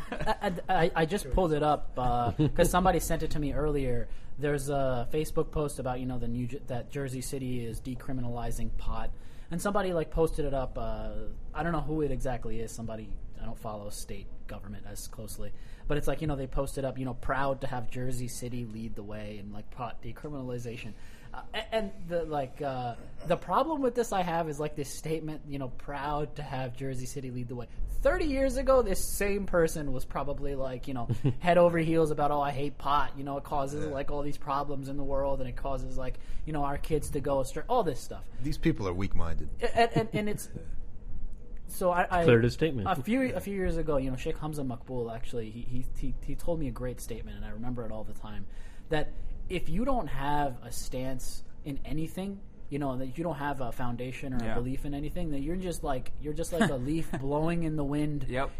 That somebody will come along and say something and whisper something in your ear, and you float from one tree to another without any foundation at all. It's funny because you and I were talking about this, or I sent you a text the other day, right? So I was reading job descriptions the other day, and one of the things that struck me in one of these job descriptions was that the ideal candidate possessed the ability to recognize that they had strong opinions that are loosely held. And I read that statement, and I was like, strong opinions that are loosely held. Strong opinions loosely held. This was in a job description, right? That you should embody the phrase having strong opinions loosely held. And I read that, and I was like, this is completely nonsensical. Yeah. What is a strong opinion that's loosely held? Yeah. Right? Isn't that a weak opinion then? Yeah. And if it's and the fact that you want every candidate to conform to this, that's a strong opinion, strongly held. Yeah, exactly. by your recruiting team. Yeah. So now, it's this idea that. Let me tell you something else. The way people live also affects their take on whether or not they should adopt something new or keep tradition. And if you live in a place where, let's say, in a cutting edge place where you got to stick out, such as a university, academia, then you profit and benefit from bringing something new. However, if you exist in a place like a neighborhood mosque, that's you teaching at a neighborhood mosque like I do, right? And you teach at all ages, kids. Now, when you teach kids, you know that you and you teach common folk, right? Plumbers, everyone, right? That come in, you got to keep one doctrine. The whole mosque has one doctrine. If you introduce a second opinion, you will just confuse a poor guy who came to bring his family to the mosque, right? So we all agree that it is really bad, right, to mix things up like this. That's good leadership, man. MashaAllah. Right? So how people live, if you don't live in a little family or a tribe, right, then you have, then most likely you would want to bring something new, right? So that in academia you could stand out. In the speaker circuit, you could stand out. There's some people who live in speaker circuits. There's some people who live in academia. For them, they need a new take all the time. Or they live online. They need a new take. In our world, right, in our neighborhood mosque, we need the same take, right? Why? So that the kids get a healthy upbringing. Me and all my friends and all my mom and dad and my aunt and uncle and grandfather, they believe in the same set of principles. So that kid grows up stable. Stability, that's the main thing. Yeah, no confusion, right? And he can now be confident in his deen. He knows what it is. He has plenty of support. So with the loss of family structures and even extended family and tribal and neighborhood mosque structures, then the view of how do you view these things, right, are all flipped upside down too. Yeah, so I think we're at like a good point now where we should wrap it up for lunch, and then we're going to come back to the same topic that Dr. Shadee you just mentioned, because the next thing that we're going to talk about is the idea of consumption, and we live in a consumption economy, and how this consumption economy has sort of affected the Muslim population. Good. I thought you were going to talk about muta, but that's okay. we'll leave that for the Mad Mamluks version of the. Okay.